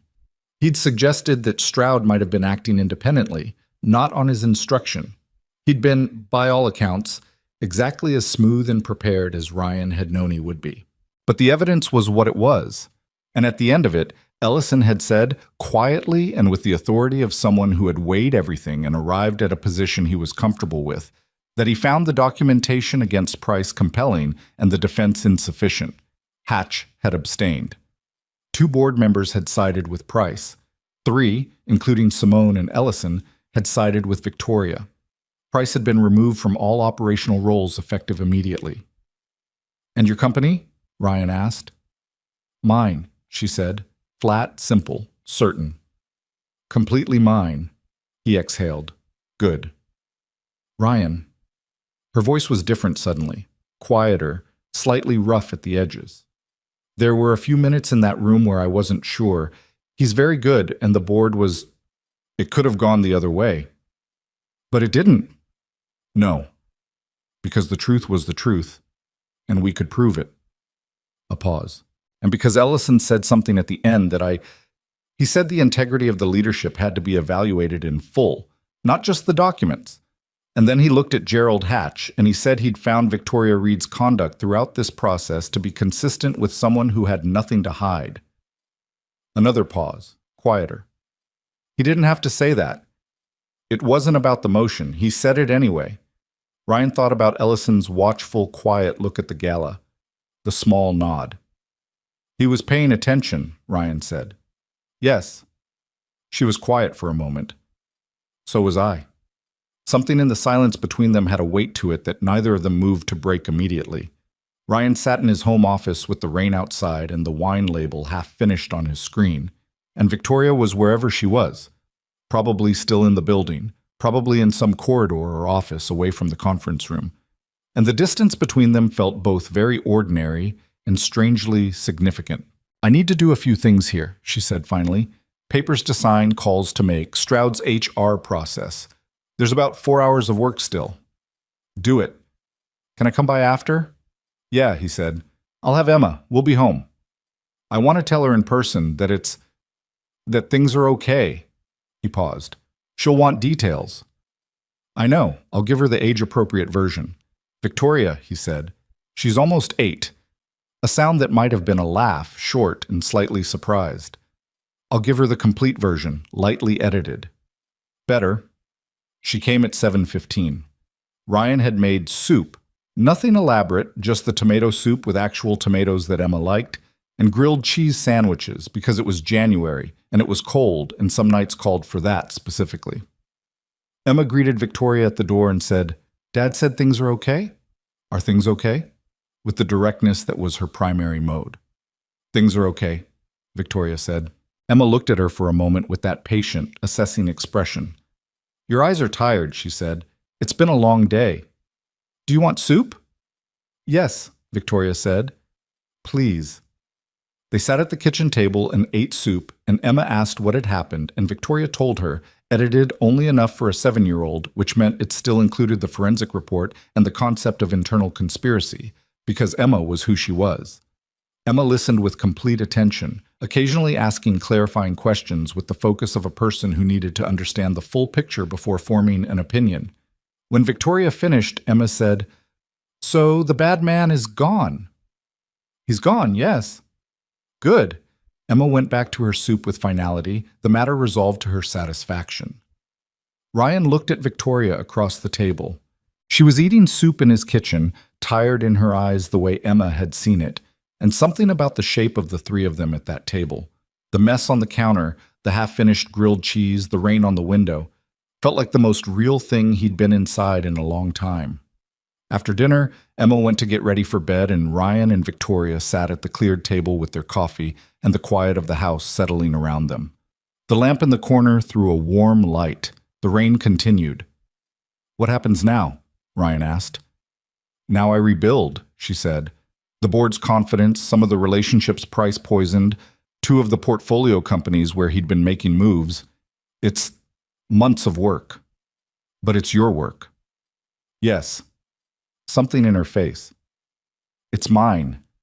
He turned his coffee mug. "And personally, what happens personally?" She looked at him across the table. That composed, precise look she had, but with the layer underneath it that he'd learned to see. The person who was in there behind the armor, making decisions about how much to let through. "I don't know exactly," she said. I'm not good at planning the personal things. The work things I can build a model for. The personal things are harder for me. I know. But I know I don't want to stop." She held his gaze. "Whatever this is, I don't want to stop." He nodded. "Neither do I. Even though it's," she gestured slightly, "complicated. My world is complicated. My world has a 7-year-old who will ask you detailed questions about marine invertebrates at breakfast," he said. "We're both complicated." She looked at him for a moment, then she laughed. The real one, the one that escaped before she could decide about it. And it filled the kitchen briefly and then settled, and she shook her head. "Fair point," she said. Emma appeared in the hallway in pajamas to say goodnight, and she gave Ryan a perfunctory hug, and then turned to Victoria and gave her a longer one, both arms around her waist with the uncalculated generosity that children have when they've decided about someone. And Victoria's face did something that she didn't manage, something that went past the composure entirely. She held Emma for a second longer than necessary. "Good night," Emma said, and went to bed. Victoria stood in the hallway looking at the empty space Emma had left, and Ryan stood beside her, and neither of them said anything, because there wasn't anything that needed to be said about that moment. It had said itself. He walked her to the door when she left, the cold coming in from outside, and she turned on the porch with her coat collar up and looked at him. "Thank you," she said, "for all of it. The gala, the timeline, the phone calls, Christmas." She paused. "Emma." "Emma's not something I did," he said. "She did that herself." "I know." A quiet smile, small and real. "That's what I mean." She went to her car.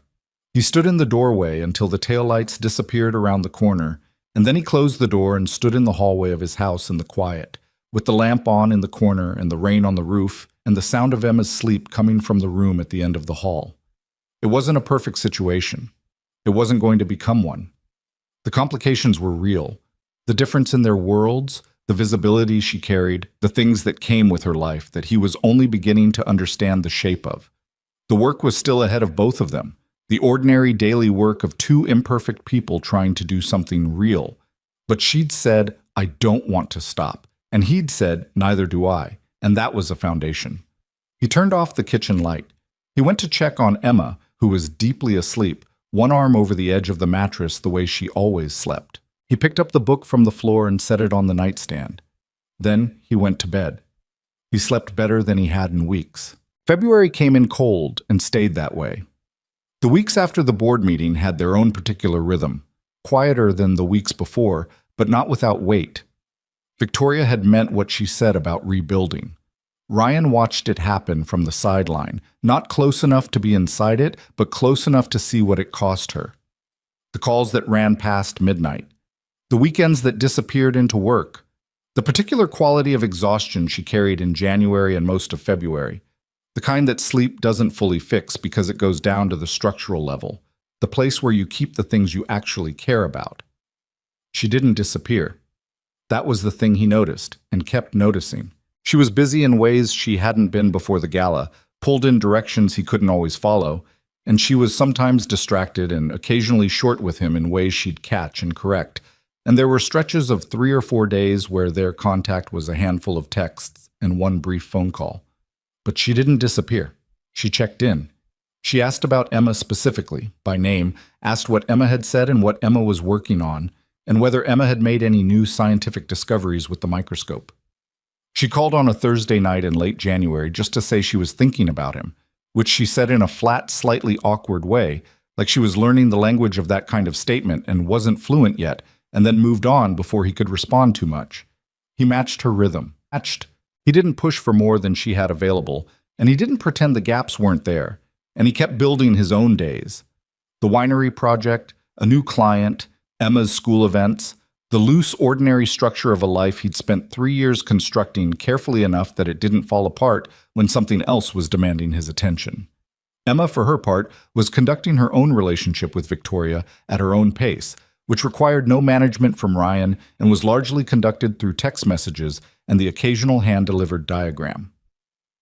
On a Saturday in mid-February, Emma had sent Victoria a photograph of something she'd found under the microscope, a cross-section of a piece of her own hair, which she'd figured out how to prepare herself, along with a 3-sentence explanation of what she was seeing, written with the precision of a person who had been thinking about how to explain it correctly.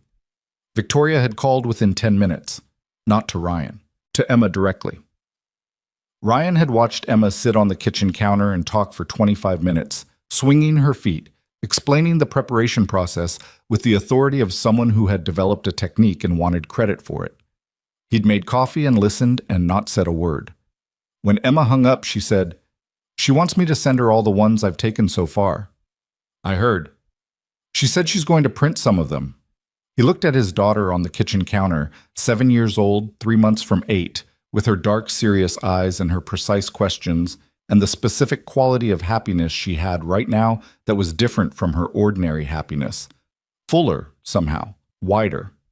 He'd been watching for it without wanting to name it, afraid of naming it too early, and having to explain later why the name didn't apply. He was starting to think it applied. "She's going to frame them," Emma said with satisfaction. "In her office." "Did she say that?" "She implied it." Emma jumped off the counter.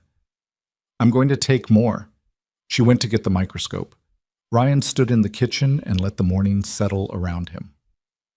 The conversation he'd been waiting for happened on a Wednesday evening in late February, and it arrived the way important conversations often do. Not announced, not prepared, just there suddenly in the middle of something ordinary. They were at his kitchen table. Victoria had brought takeout, Thai, because Emma had recently decided Thai food was her favorite and had been conducting a methodical survey of Portland's options. And the 3 of them had eaten, and Emma had gone to do her reading homework, and Ryan was clearing the containers, and Victoria was at the counter with her second cup of tea, and she said, "I need to tell you something." He didn't turn around immediately. He tied off the trash bag. Then he turned. She was looking at her tea mug. Not at him. At the mug, the way she looked at things when she was composing what she was going to say. "When I met you," she said, "I was in the middle of something I didn't know how to name. The price situation was already developing. My board relationships were strained. I'd been running the company for 4 years and I don't know the right word. Not burned out. Emptied out, maybe. Like I'd been pouring from the same reserve for so long that I'd gotten to a level I didn't know was the bottom." He sat down across from her. "I hid who I was from you because I've done that my whole adult life," she continued. "Not just the money. All of it. I present a version of myself that's functional and competent and in control, and I keep everything else separate, and most of the time it works fine, because most of the time there isn't anyone who's trying to see past it." She finally looked up at him. "You kept looking past it anyway. You didn't make a thing of it. You just kept looking, and eventually there wasn't much point in maintaining the surface." Ryan kept still. He'd learned to do this with her, to not fill the silence before she was finished. "What I want to say," she said, more carefully, "is that I know what you didn't get from this. I know the gala was I know your name was in those documents, and people in that room believed things about you that weren't true, and you never once made that about you. You just stayed." She paused. "And I know the last 2 months I've been hard to reach. I know I've been inconsistent. I know there are parts of my life that are still loud and demanding and not going to get quieter soon. Victoria, let me finish. Not harsh, careful. I've been trying to figure out how to say this correctly, and I don't think there is a correct way, so I'm just going to say it plainly." She looked at him with the level, direct look she had when she was being most honest. "I don't want a version of this where I'm managing the relationship the same way I manage everything else. I don't want to fit you into a schedule or keep you at a distance that feels safe. I want the actual thing, whatever that looks like, with all the parts of it that are inconvenient and complicated." She paused. "I'm telling you that because I think you deserve to know what I'm offering before you decide whether you want it." The house was quiet, except for the distant sound of Emma reading aloud to herself, which she did sometimes when a passage caught her. Ryan looked at the woman across his kitchen table. The woman who had been standing in the rain on Route 217 4 months ago, with her arms folded and her composure intact, and her luxury car broken down, who had spent those 4 months being gradually, imperfectly, more honest with him than she'd been with almost anyone, who had sat at his table on Christmas Day and held his daughter and let something in that she'd been holding out for years. "I know what you're offering," he said. "I've known for a while." "And?" He looked at her steadily. "I'm not interested in easy. Easy hasn't actually worked out that well for me." He paused. "I'm interested in real, which you are." Another pause. "Even when you're a pain in the ass about it." Something crossed her face, the fractional relaxation of someone who had been braced for a different answer.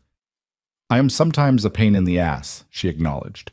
"You hid being a billionaire for 3 weeks." "I know.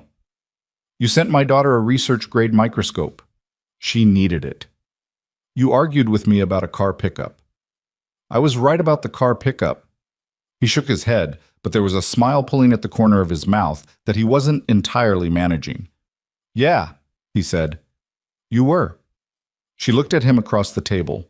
The kitchen lamp, the leftover scent of Thai food, the rain outside that seemed to be Portland's permanent weather condition.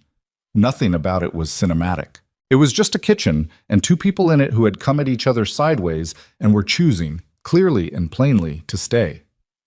"Okay," she said. "Okay," he said. Emma appeared in the doorway in her pajamas, which she'd apparently put on without being asked, which was either personal growth or a strategy to forestall being asked to do it. "Are you 2 done talking?" she asked. "Yes," Ryan said. She came in and climbed onto the counter stool with the wobbly leg. "Good. Because I have a question about what I saw under the microscope today, and I need both of you to hear it because Dad doesn't know enough biology." "That's fair," Ryan said. Emma looked at Victoria. "Do you know about cell walls in plant tissue?"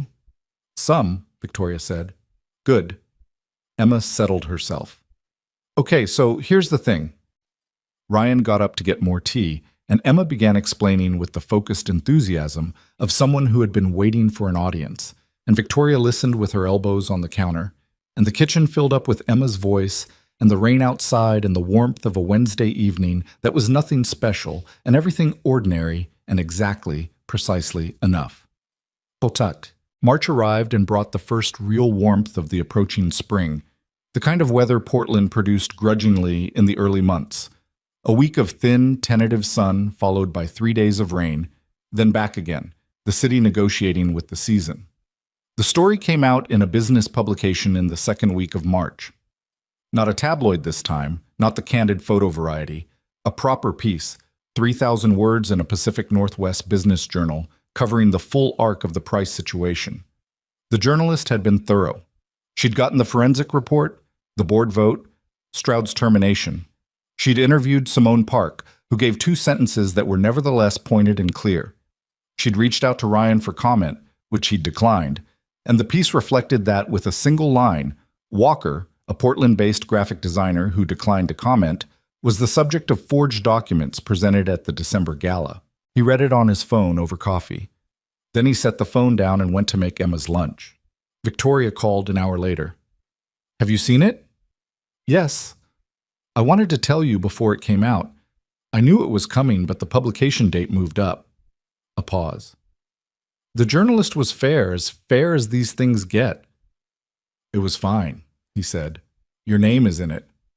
My name was going to be in it either way. He finished the lunch, snapped the container closed. This version has the actual facts in it, which is better than the other version. Ryan. Something in her voice, the not quite guilt, but adjacent to it. I know this wasn't what you signed up for, any of it. Stop, he said, not unkindly. I'm serious. So am I. He leaned against the counter. I'm a grown person who made choices. Nobody put me in that gala. I went because I wanted to be there. Whatever came with it, I'm okay with what came with it. He paused. I need you to stop carrying guilt about it because you didn't do anything to me, and I need you to believe that. A long silence. I'm working on it, she said.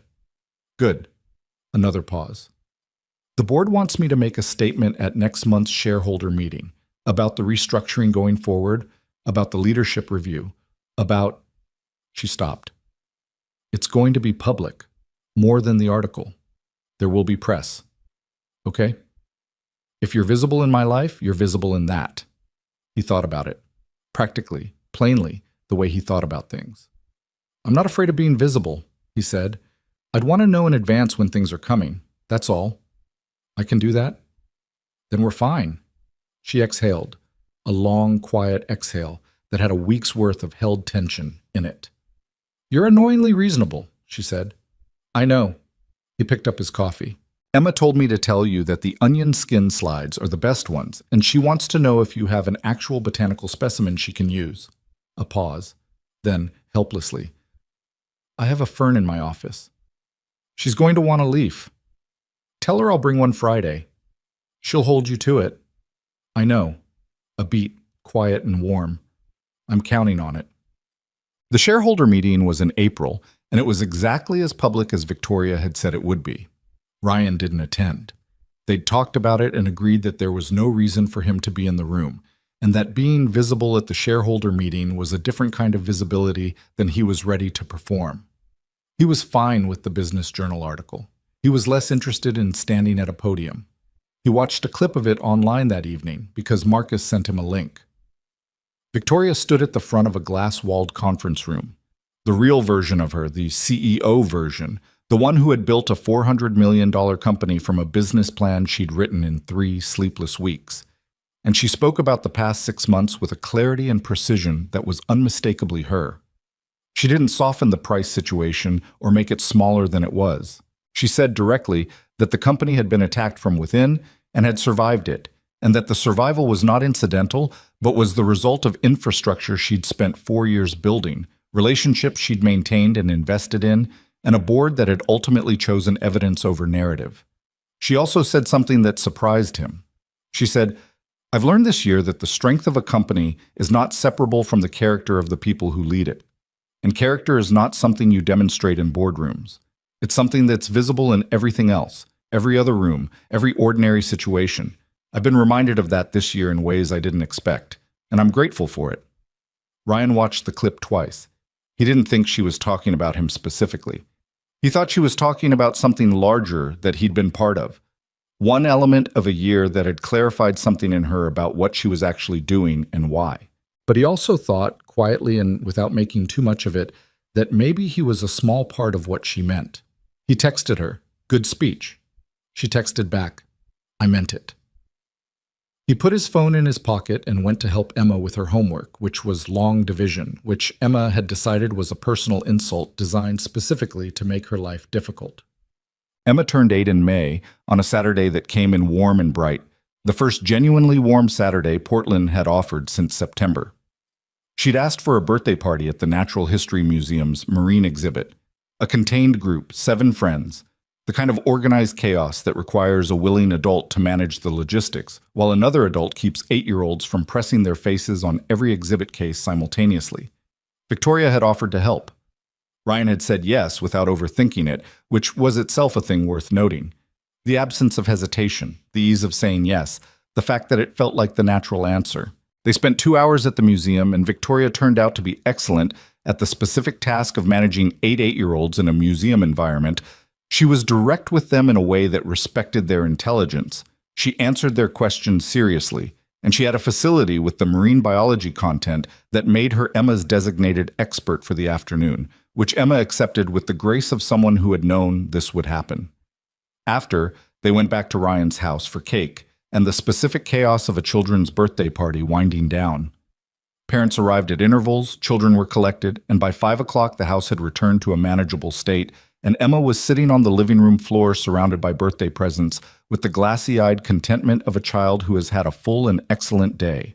Victoria was in the kitchen helping Ryan clean up, which mostly meant she was doing it while he tried to help, and she was better at it, and they'd reached an unspoken negotiation where he washed and she organized. Emma had put on a documentary in the other room, which meant she was 5 minutes from falling asleep. "She's good," Victoria said, handing him a plate. "At people. She makes other kids feel like she sees them." Ryan looked toward the living room. "Yeah, she's always been that way. She didn't get that from just being raised well." Victoria said it carefully, like she'd been thinking about it. "Some kids are just like that, wired for it." He took the plate. "Her mom was like that. When she was present, she was very present. Emma got the good version of that." Victoria was quiet for a moment. "You do that sometimes. Give Diane credit." He thought about it. "She's not all bad. She made some choices that were wrong for everyone involved. She's also Emma's mother." He set the plate in the cabinet. "I can hold both. Most people can't." It took a while. He handed her the next plate. "The first year I was pretty angry at everything but mostly at her. It gets in the way if you let it, the anger. Emma would ask about her, and I'd have to figure out how to answer honestly without letting the anger come through." He paused. "She loves her mom. She has every right to love her mom. That's not mine to mess with." Victoria was quiet. "What?" he said. "Nothing. I'm just—" She accepted the plate, set it on the stack. "I think about what it cost you to be that measured about it. Over time, consistently, with a kid watching." He shrugged. "What was the alternative?" "A lot of people would have taken the alternative." "Yeah, well," he handed her the last plate. "I had a daughter who needed me to be better than that." Victoria set the plate in the cabinet and turned to face him in the kitchen, leaning against the counter, looking at him with that look she had when she was seeing something she hadn't seen before, or seeing something familiar in a new way. "Can I say something?" she said. "You're going to either way." A small, brief smile. Then, seriously. "When I met you on that road in November, I thought I was doing something decent, letting someone help me, letting myself be the person who needs help for once instead of the person who handles everything." She paused. "I didn't know I was actually meeting someone who was going to change how I thought about what I was doing with my life." He waited. "I've built something real," she said. "The company, the work, it's real, and I'm proud of it. But I'd been operating like the company was the whole thing, like everything personal was secondary to the main event." She looked at him steadily. "You don't operate that way. Emma doesn't. The whole structure of your days is the personal is the main event, and the work is what you do to support it." She paused. "I'd forgotten that was an option. I think I'd known it once, and then I got busy, and I forgot." Ryan dried his hands on the dish towel. He didn't say anything right away, because she'd said something that needed a moment, that deserved not to be moved past too quickly. "You remembered," he said finally. "You reminded me." She looked at him. "That's what I wanted to say." From the living room, Emma's documentary murmured, something about deep ocean trenches, a narrator with a calm voice talking about pressure and darkness, and the strange things that survived in both. Emma herself had gone quiet, which meant she was either deeply absorbed or asleep. Ryan looked at Victoria in his kitchen on a May Saturday, with birthday cake still on the counter and 8 small plates in the drying rack and the warm late afternoon light coming through the window. "Stay for dinner," he said. She looked at him. "Nothing elaborate. Whatever we have." He opened the refrigerator, assessed. "I can do eggs. Emma likes eggs for dinner when she's too tired for real food." "Eggs," Victoria said. Don't make it weird. It's good eggs. She was quiet for a second, then, okay. He made eggs. Scrambled with cheese with the specific ratio Emma had deemed correct at some point last year, and which had become the standard. Victoria sat on the counter stool with the wobbly leg, which she'd learned to manage, and they talked quietly while Emma slept on the living room floor, and the Saturday evening came down warm and easy outside. It was by any measure an ordinary meal. Bad circumstances for it, honestly. Birthday party debris on the counter, a sleeping child 20 feet away. Nothing elegant about any of it. Ryan put eggs on a plate and set it in front of Victoria, and she ate them without ceremony, and it was fine. It was easy. It was the kind of easy that takes time to build and isn't really easy at all underneath, but feels like it from the outside. That was the thing about real things. They look simple from a distance. You had to get close to see the work in them. Ryan. 6 months after a rainy Tuesday on Route 217, Ryan Walker was still a graphic designer with a small business and a full client roster and a 12-year-old Subaru that needed new brake pads. He was still a single father, still the person who made dinner and enforced bedtimes and showed up to school events and fixed the wobbly leg on the counter stool, finally, on a Sunday afternoon in June when he had 2 free hours and the right screwdriver. None of that had changed. It wasn't supposed to change. The life he'd built was his, chosen and maintained, and it fit him in the specific way that things fit you when you've spent time figuring out what you actually need instead of what you thought you'd want. What had changed was less visible and more structural. The way a house changes when you finally fix the thing in the foundation that you'd been working around. He was the same person in most of the ways that mattered. He was also a person who had let someone in fully, who had stood in a public room with his name on forged documents and held still, who had learned that being present for someone didn't require fixing anything, just staying in proximity to the difficulty without flinching from it. He'd learned that from Emma, actually, years before Victoria. Emma had been teaching him that lesson since she was 4 years old. The importance of just being there, of not performing reassurance but simply being a consistent physical presence in the same room as whatever was hard. He just needed to remember that it applied to adult relationships too. Victoria Reed remained, publicly and by any account, one of the more formidable figures in Pacific Northwest business. She rebuilt the board relationships that Price had damaged, correctly identified 2 additional people in her organization who had been feeding information to Price's network, and restructured her senior team with the particular thoroughness of someone who had learned a hard lesson and intended not to repeat it. She was not softer after the crisis. That wasn't quite the right word. She was more precise, more deliberate about who she trusted and what she said and when. The crisis had clarified something in her rather than diminishing it, which was, Ryan thought, something you couldn't engineer. It either happened to you or it didn't. She was also, gradually and without announcement, a regular presence in a house on the east side of Portland that had a kitchen counter stool with a previously wobbly leg, a microscope on the dining room table, and a 7, now 8-year-old who texted her links to marine biology papers at unreasonable hours and received, reliably and without complaint, substantive responses. There was nothing convenient about any of it. Their worlds were different in ways that didn't fully resolve. The gap between his ordinary Tuesday and her ordinary Tuesday was significant and required constant small adjustments, a mutual ongoing willingness to meet somewhere in the middle that wasn't always perfectly located. She was sometimes remote when she was under pressure, retreating into the composed professional version of herself that had kept things functional for years and was a hard habit to break. He was sometimes too quiet when he was working through something, too self-sufficient, too willing to handle things alone rather than say he could use another person. They caught each other at it, called it out, adjusted. Not gracefully, always, sometimes clumsily, sometimes with friction, sometimes with the particular frustration of 2 people who are well matched enough to fight about things that actually matter. Emma watched all of this with great interest and occasional unsolicited commentary. "You're both stubborn," she told Ryan on a Tuesday evening in June, with the forensic detachment of a scientist observing a phenomenon. "I know, but not in the same ways. That's important." He looked at her. "Where did you get that?"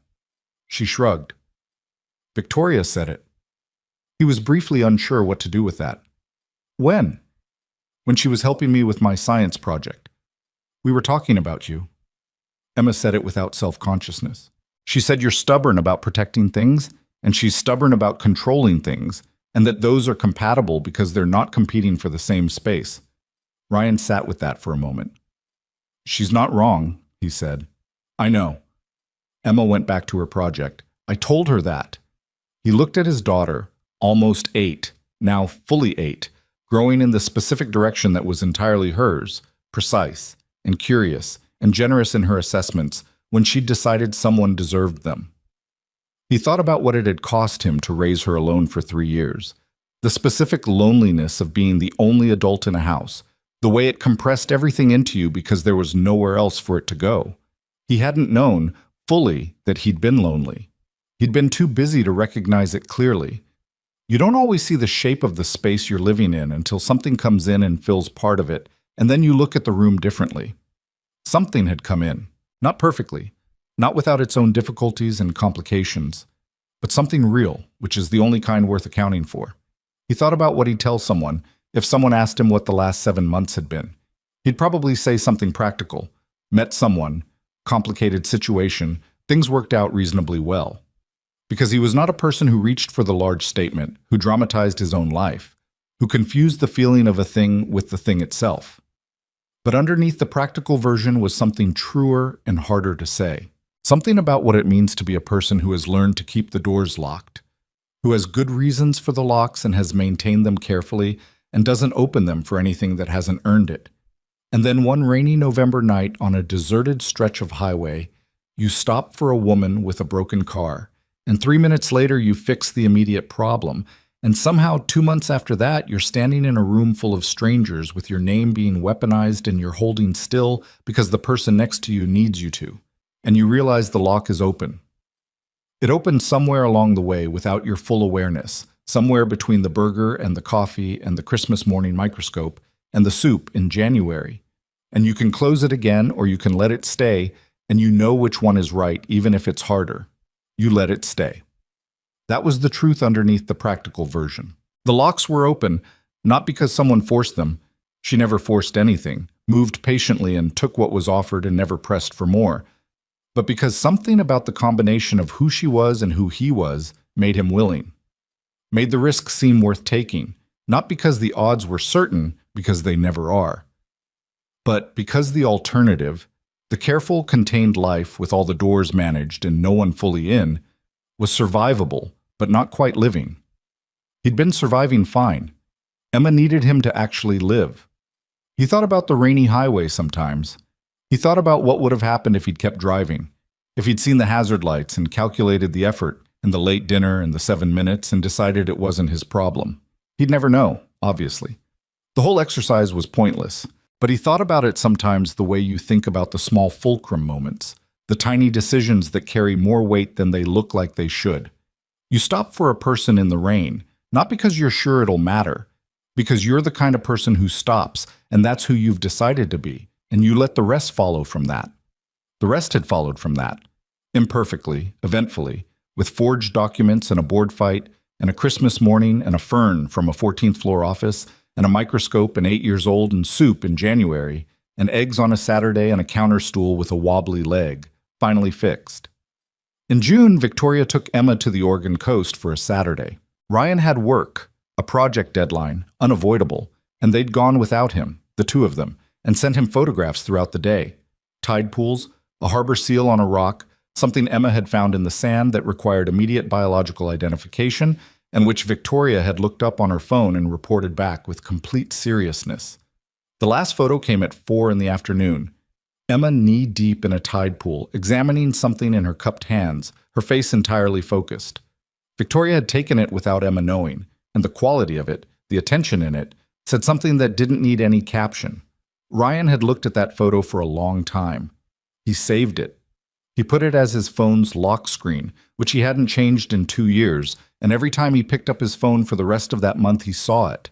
Emma in the tide pool, the coast behind her, completely absorbed in what she was holding, all of 8 years old and entirely herself.